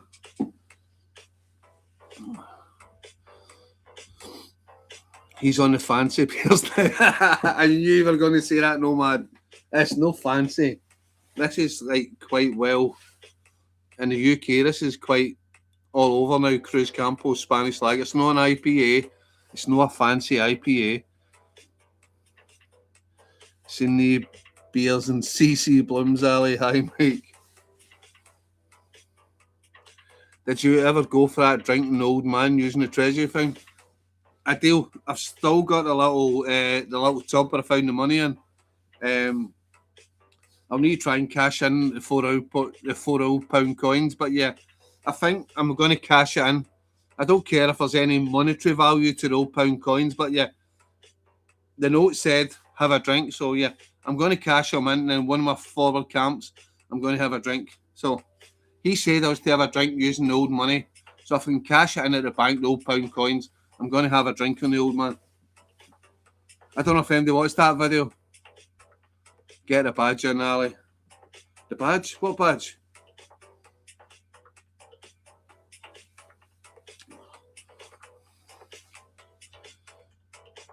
Oh, he's drinking imported beer. I actually have, there's a drink. I must have got this about a year and a half ago. I don't know if it's still safe to drink. It will be. I don't know if anybody can see this. Vano. I don't know what it is. Somebody got me it. It doesn't even say what it is. It's blackcurrant distillate. It's 40%. I'm presuming it's vodka, but it says distillate. Can anybody Google this? Vano blackcurrant distillate. Is it vodka? I think it's like foreign, like Scandinavian again. Blackcurrants get their mellow and delicious aroma from vital North Karelian soil on long summer days. Using fermentation and distillation creates an exclusively tasteful flavour of Vagavani. So yeah, tell me what this is, and is it safe to drink? Vano. Nice one. You should leave some treasure on your next video and pass on. I do. That's what I was thinking. Yeah, leave a wee thing. It need to be somewhere that nobody knows about, and not just for the next person to do. I was actually thinking about, like, in future videos, like if somebody knows where the camp is, leaving. Hold on.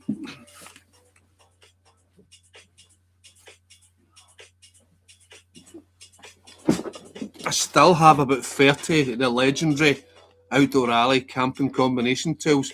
So thinking in future videos, I would show about the scenery, hide this somewhere. Say the first person to find it, let me know in the chat. I watch an auditing channel where he leaves a keyring everywhere he goes. So I could leave one of these combination tools everywhere I go.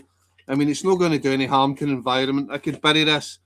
It's solid plastic in the covering. So yeah, I was thinking of doing that every single video, hiding one of my combination tools and seeing who finds them.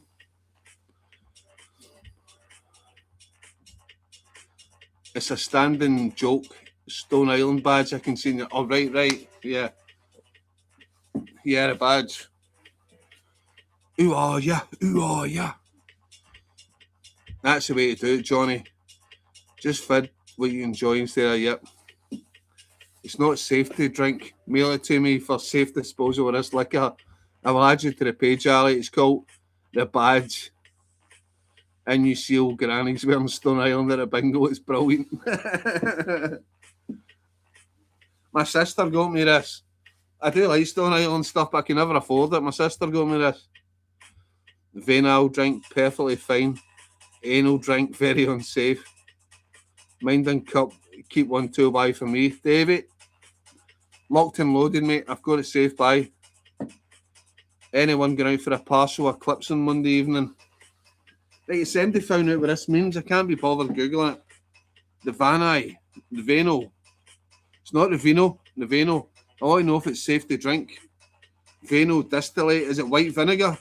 Or can you drink it? I can't even remember. It's half a bottle. So I've used some. I don't know if I've drank it. Just halfway at the door.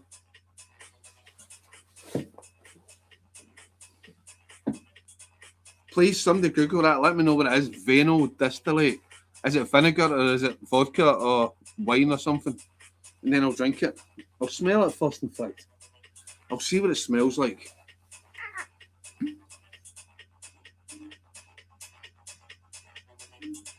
Well, that's a weird smell. I don't know what that is.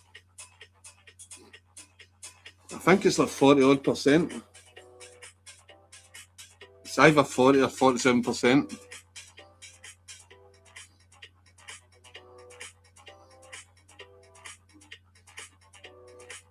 Oh, that's a weird smell. It's that mixture between gin and vodka over there.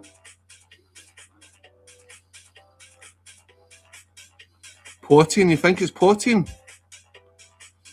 Is that how... Oh, fuck it, so I'll just take a sip of it. Oh. Somebody put a donation in the channel and I'll just take a big swig of it. I'm scared. Vinegar doesn't come with a cork. The posh vinegar does. I've had a posh vinegar with a cork, old stag. Back in the day, my wardrobe was full of Stone Island. My laddie had stole it, and now it's trendy again. He thinks he's cool wearing late 80s gin that his pals don't have. That's like, what was it? What was it? Ted Baker or something? No. No Ralph Lauren. What was the other thing? Is it Ted Baker or something? I remember I had a shirt that was 20 years old and it came back in fashion again. Was it Ted Baker? Something, yeah. I remember a Fred Perry. They all came back in fashion again. Drink it if you go blind, it's no safe. Fucking tan it for science, right? Somebody made a donation, I'll tan it. Because I'm fucking skint this month. I don't know if I can do another live stream.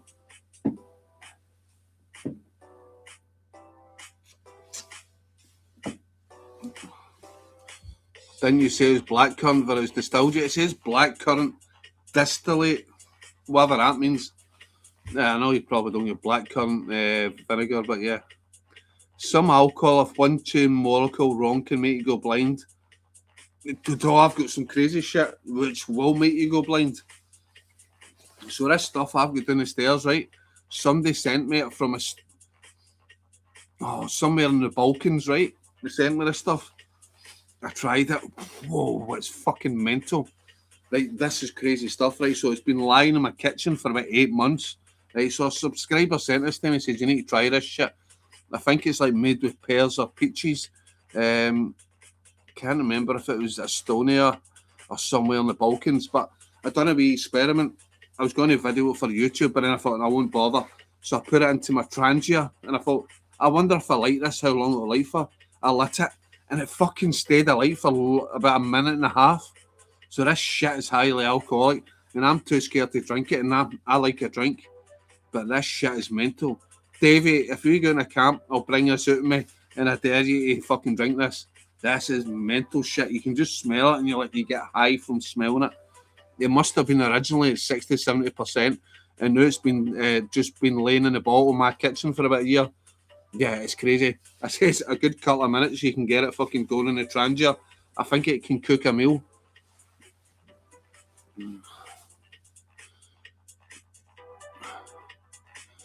He was out the other week wearing my old Stone Island donkey jacket. Said everyone asked, where did he get that, mate? My dad's wardrobe. I love it, mate.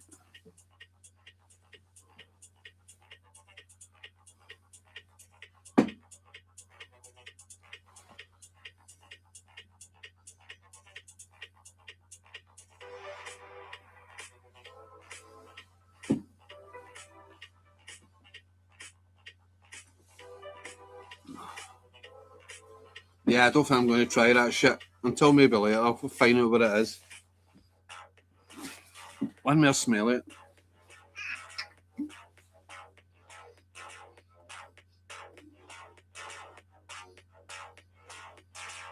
It's a weird smell. It's a sort of neutral smell.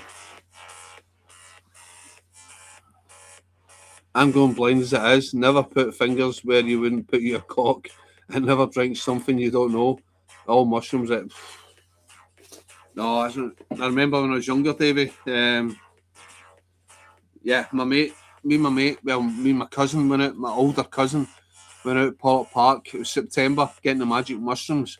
He got it back. You got the magic mushrooms into a pair of tights, put into a pot, stewed out the juice, poured into a bottle of iron brew. It was full. And he said, Ali, I need to go out. Do not drink any of that. He said, it's too strong just now. I need to dilute it. And I thought, all right, you just try to say that to stop me from drinking it. So he went out for half an hour. I was like, straight away, I was only 14. Bottle of fucking magic mushroom, strong, dilute, down the hatch. Big mistake. I was watching Knight Rider on the TV, and the TV screen just fired about 100 metres away from me. And I was like, it's a long story. If anybody goes camping, I'll tell you the story, but yeah, never magic mushrooms again. That was the start of a long trip, which wasn't good. A long trip, which wasn't good at all. Flood it up to the screen. Right, where are you? Right, grok it, David, grok it. Does it smell? It doesn't smell like blackcurrant.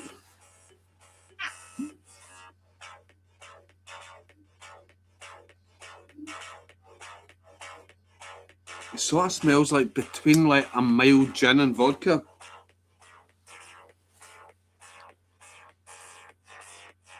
The taste of vodkas and spirits is often neutral and dry. The taste is affected by the main raw material and the flavours created during production. Right, Jeff, thanks for that.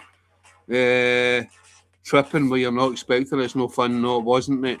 It's a long story. Maybe later on in the live stream will tell you, but yeah, it was wow. Got it, give me a minute, no bother.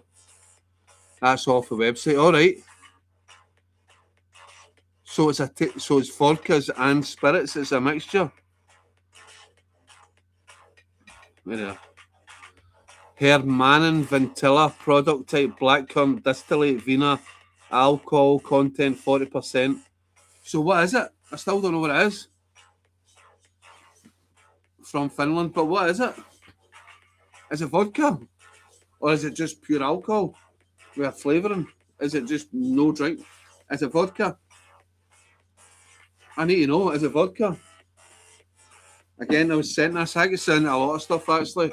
Don't get sent any free camping stuff, but subscribers, I've got a few subscribers in Norway and Finland, they send me stuff, but yeah.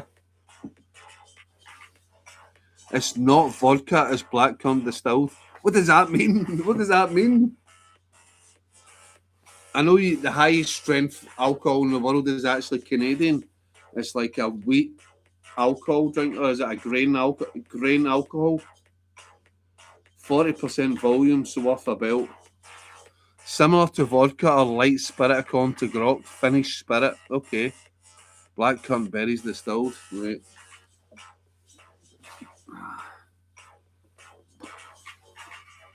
Was it sealed when you got it? I can't remember. I probably rattled it maybe in a live stream, or I've been pissed a year or two ago. I don't know. But surely that'll keep it fresh. Surely this can't go off. Is it out of date thing on it? Nothing says it's out of date. I don't know. But yeah, let's get into the last of the alcohol. Like, I've done a lot of my whiskies. I've no vodka left. Tan it. Somebody give me the first donation of the night and I'll tan it. Because I'm going to end up fucked. At least make it worth my while.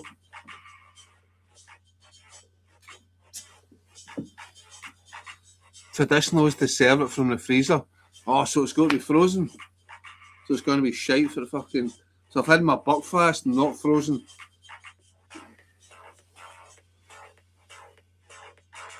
Get your numbers up, live stream coma.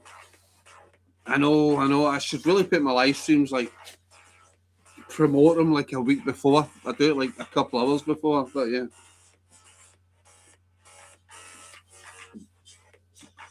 Bastard. Fucking nomad, right? So I suppose I'm going to need to drink it. I was hoping everybody would just fuck me off, right? Okay. Take a shot, damn it. Right, here goes. Right, if I end up fucking falling in the floor, this.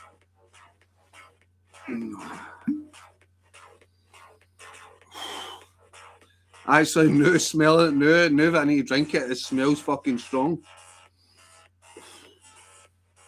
It actually does smell strong now I need to drink it. A fiver would have done it. There probably is a fiver once Google takes all the money off it, Davey. Don't do it, cuz. Don't do it, Jane. I need to. I promise somebody put a donation on it, do it. I think it's 40 or 47%. My site's shite, but yeah. Oh, the jerseys, right, hold on. I think I might need to take my top off for this. I need to take my top off. Right, oh yeah. Watch your baldy head.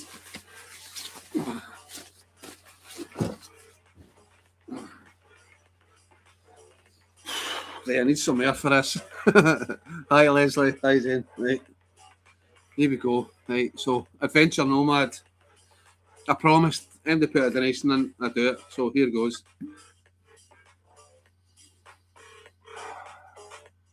The other stuff downstairs, I wouldn't do that even for £100. That is mental. Davey, I'm going to let you try it next time on a camp. Right, so anyway, enough messing about.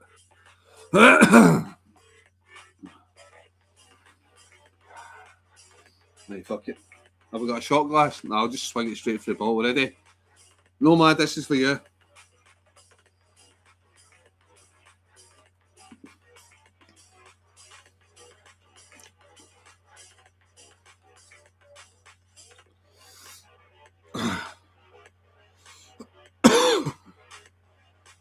It's strong.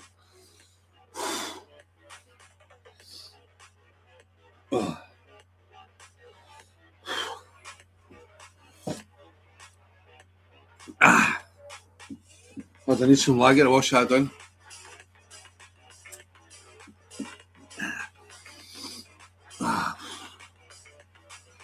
Actually, wasn't that bad.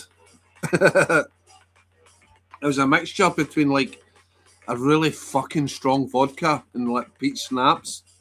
That's as close as I can get to the taste. It was like a mixture of peach schnapps, even though it's blackcurrant. A mixture of peach schnapps and like a really strong vodka. Get yourself a chaser. Oh, definitely.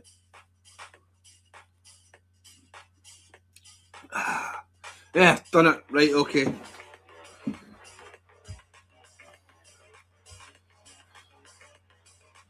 Hold on. Grok says it's highly toxic weed killer.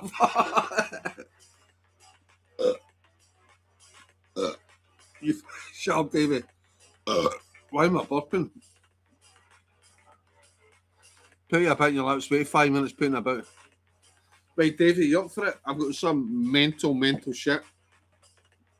See in the next live stream, I'm actually going to show you this stuff, right? I'm going to put it into a transient and I'm going to light it up and I'm going to show you how mental this stuff is. Right, seriously, it's like as good as biomethanol. But this is a drink. You can drink it. You'll regret that probably because, yeah, like most things in my life, Jen, but yeah. Cheers, it's the chat's turn now. Yes. Right, everybody tell me what you're drinking. I'm going to get a countdown, whatever you're drinking. Now, in fact, I'm going to get a 60-second countdown. Find the hardest drink you can find, the hardest alcohol content you can find, and we'll come back in a minute and we'll do a countdown. And I know you don't need to, you can just cheat. But yeah, if you've got a whiskey, if you've got a vodka, anything to hand, right, I'll come back to you in a minute's time and we'll do a 10-second countdown. And you need to do the same as me. We're one big community here. I need you all to drink the hardest spirit you can find. Sounds lovely, doing have the best time. Thatcher's cider. Well, if that's the hardest you've got, then fair enough. It's a shame I ran out of that, as I love that, the Stolly vodka.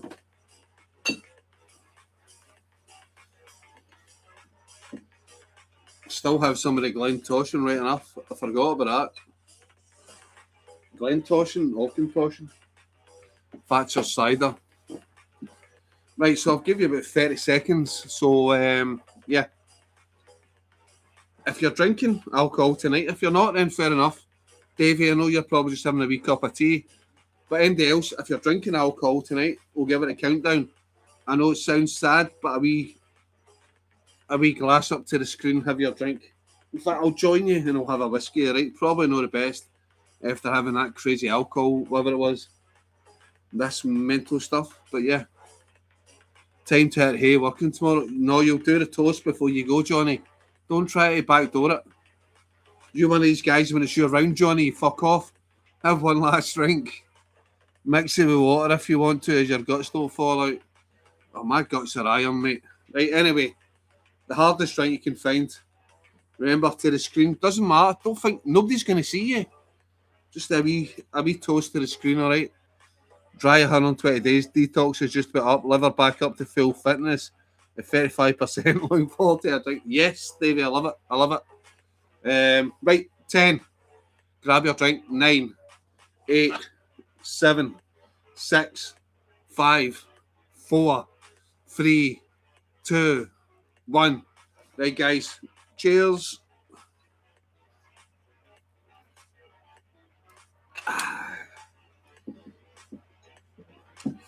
If it's a coffee you're drinking, that's fine, but oh. Whoa.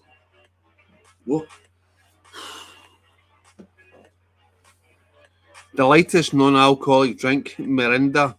That's an orange fizzy drink. What percentage is that? £22 for your favourite whiskey now in Morrison's. Is it really? The cheapest I've ever seen it is £26, John. John, you know what you do? Another wee donation at the back of my car. I'm drinking Aldi Diet Coke. Mike from Minsk, I should stay away from alcohol for now because of my mental health trouble. Yeah, 100%, Mike. If it makes you worse, don't drink it.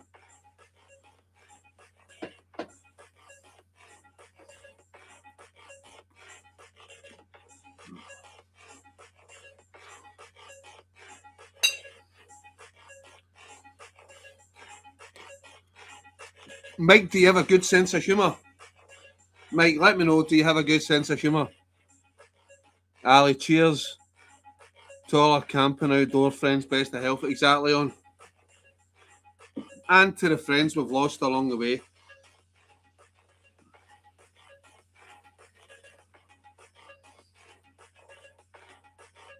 There's been a few good people in the outdoor world that have died recently, and personally as well, so yeah. And I found that weird, that last, obviously my good friend Jimmy, his funeral's coming up soon, who I used to go camping with a few times on my channel. It was weird how that video, my last video I went out with, I done a whole segment where I was talking with my friend and I ended up crying and stuff. And I deleted that from the video because I didn't want it to look like, too emotional, getting drunk in a camp. And I was crying about my friend. But yeah, it was weird because the message in Gaelic and that, and the little treasure thing, it was actually like cheers to the dead souls. So it was sort of, it was fitting that I found that then, especially after my friend had died. It was like, so basically it meant Slange Anamanin or something, which I looked up and it meant cheers to the dead souls. Cheers to the dead. So I sort of took that as a wee sign. I was meant to find that treasure. The pound coin. I was meant to find that little note in honour of my friend Jimmy. I said I did do a whole 6-minute segment where I was talking about my friend Jimmy, but I was sitting by the campfire, I was drinking, and I ended up sort of crying uncontrollably. I was going to keep it in, but I didn't want to look that vulnerable on camera, and people probably just said, yeah, you're a drunk on camera and stuff. But yeah, I was genuinely just emotional with my friend dying. But as what it is, I know some people say you should have kept it in. You've been, but yeah, I don't want people to see that side of me. I'll keep that for private. I used to think I've got no sense of humour until I meet people whose humour I take in. So British, especially British Army, I've got a dark sense of humour. 7 not coming out till I'm back on it. Like I can mention something about, but this world it's so politically correct. It's like, Mike, you know me. I love you to bits. You come on the channel, I'm really friends with you. Like if you were a genuine friend of, if you were like a proper friend of mine, no, I'm saying you aren't a friend of mine, but if you're a proper friend of mine, a British friend, we'd have a bit of banter and I'd make jokes about that. You're blind drunk or something, like in reference to blind, but too many people now are politically correct, so you can't say that. Do you know what I mean? That's like British people, we just take the piss at each other. Even if you have friends that are like disabled and stuff, you take the piss out of them. Like, I had a friend that had bloody no legs, and I'm saying, you're legless again. We did a few drinks. You take the piss at each other, he takes it for what it is. But I don't know whether it's too early to make jokes about blind. But if you don't joke about things, then what's the point? It's like my mother died of cancer, my auntie died of cancer. I still tell cancer jokes, and people say, you can't tell the cancer jokes. My cousin died of cancer. I'm like, fuck off. My mum died of cancer, horribly. My auntie died of cancer. I'm entitled to make jokes about cancer. I can make jokes if I want about cancer. So people just need to fucking calm down. You probably got a Scottish great grandfather, mate. He possibly has. If you want to bounce up a hill for a camp, then I'm going up Ambaddock. Great scenes. I've got a boy this weekend, John. I can go for about 1-2 o'clock tomorrow. I'm good to about maybe 7 o'clock. I can go for 5 hours tomorrow, but I can't go overnight. No worries with this. Cool. The devil's penis, not camping till I'm back on drink either. It's a big trigger. Can't camp without a drink. Fair enough, Davey. Stay away from the triggers, mate. You probably missed that one. My humour is rather clinical. Sorry, I think I did. Sorry, Mike, we're out. Go back. We talk about the Miranda. Sorry, it's hard trying to go back in the chat. But,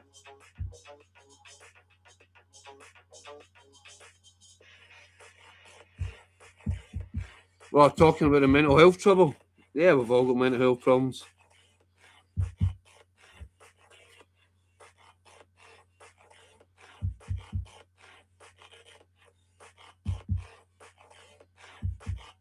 Right, cuz I'm going to bed. Enjoy the rest of your night. Take care. Love you, right? Love you too, Jen. Take care, pal. No fires, no humour, no drinking, no smoking, no camping. Go celibate and put your head in the oven. Dave, exactly. That's what we're trying to promote on this channel. My mum died of cancer. Cancer jokes are valid. Exactly, Nomad. You don't joke about it, and what the fuck? You just become a sad, cuddled up shell. Joke about everything. So when we used to go and patrol and stuff, it was like, yeah, if you die, I'm getting your boots. Like if somebody had a good pair of boots in the army, but I'm getting your boots. They'd be like, okay, that sign a wee note. So they'd sign a note saying, I give my boots to Smithy if I die in patrol tonight. And you get them to sign it, especially the good bits of kit. If somebody had like fucking, an especially good bit of kit, and they were going on a particularly dodgy patrol, they'd be like, get me to sign it. If you die tonight, I'm getting that stuff. Get yourself out, mate.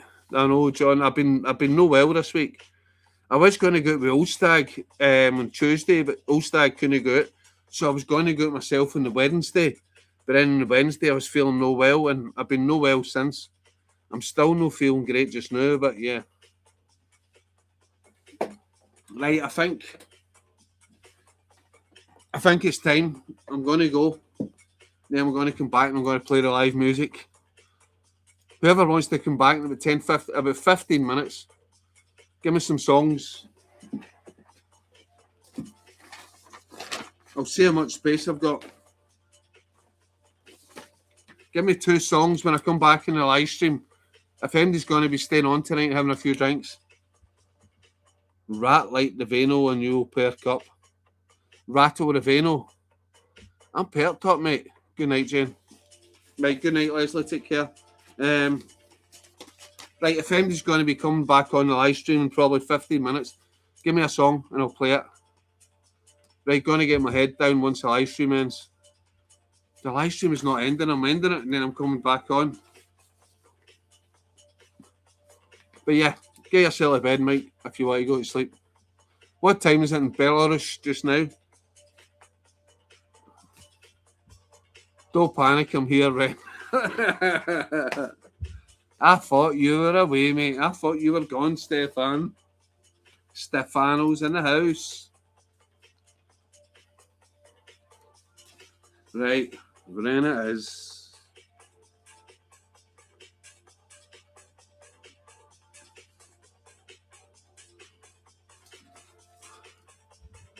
Mike from Minsk, 1 a.m. in Belarus. See, because I watch Bald and Bankrupt all the time, I know how to say things in Russian. Most people in the UK will say Belarus, but I say Belarus, spelled with sh, because I know that's how the Balkan states say it, Belarus. Right, give me one more song, then I'm going to come off the live stream, and I will be back in 15 minutes, and I'll play all your live music for people who want to stay up, have a wee drink, relax. It's the weekend. Leslie, are you coming back on? If so, give me a song. Was having a Chinese with my daughter having a drink, but she's washing the dishes, as she should be. Who said to me, Green Skies Boffy? I think that was Davey, Lock the Wild Side. Yeah, I think that's probably going to be more quiet for you in Lagan Side. Lagan Side is very busy. Scottish accent, yeah.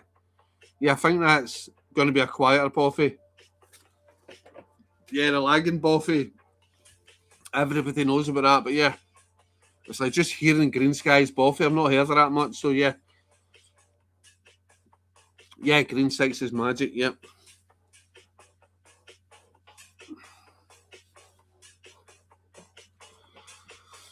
I'm warm, I'm not trying to show off my muscles. Cheers, Davey. Yep. Leslie, one of these days we'll get a cam right, or even a wee Boffy. Davey, any mice in Green Skies Boffy? That's the one thing I was going to ask Old Stag if I was doing a Boffy camping this week. Was it, is there any mice? I fucking can't be doing with mice running about me. I'll sleep there if I need to, but yeah. Surely bitches when she breathes by Freddie. Hey, calm down, Stefan. You've already got Ren. I need somebody else with a song choice.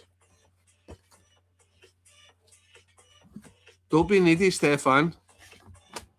Right, somebody else give me a song choice. Leslie, you coming back on? Davey, you come back on? Mice and most. But it's good, clean, high bunks, pretty space, good fireplace. Like you get some of the Boffies, Davey. It's like they've got like the hospitals. They've got it like sealed all the way around that mice can't get into. Obviously, mice can still crawl under doors and stuff. They won't turn up, Ali. I know they won't, but I'll give somebody the choice. Somebody give me a song if you're coming on the live stream. I know you'll turn up, Stefan, but yeah, just for the sake of fairness, somebody. Leslie, are you coming back on? I know you're mad being the Thatchers, Leslie. Yeah, put my Dire Straits on. Okay, Dire Straits. I'll put on So Far Away From Me. Leslie, So Far Away From Me. You're so far away from me.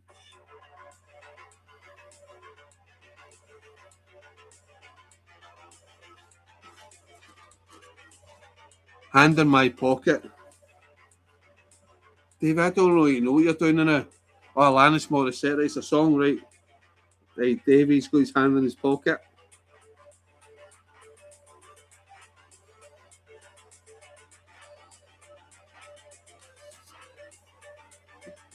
Buckfast Alley by Alexander Gillis. Right, you want the Buckfast song on, Stefan, right? Stefan, you want the Alley song? Right, enough. I'm not in enough room anymore. I'm not doing all that rhyme done shit. Right, 11 people in the chat. I'm going to come off. Be sure I will be back. You know I'll be back.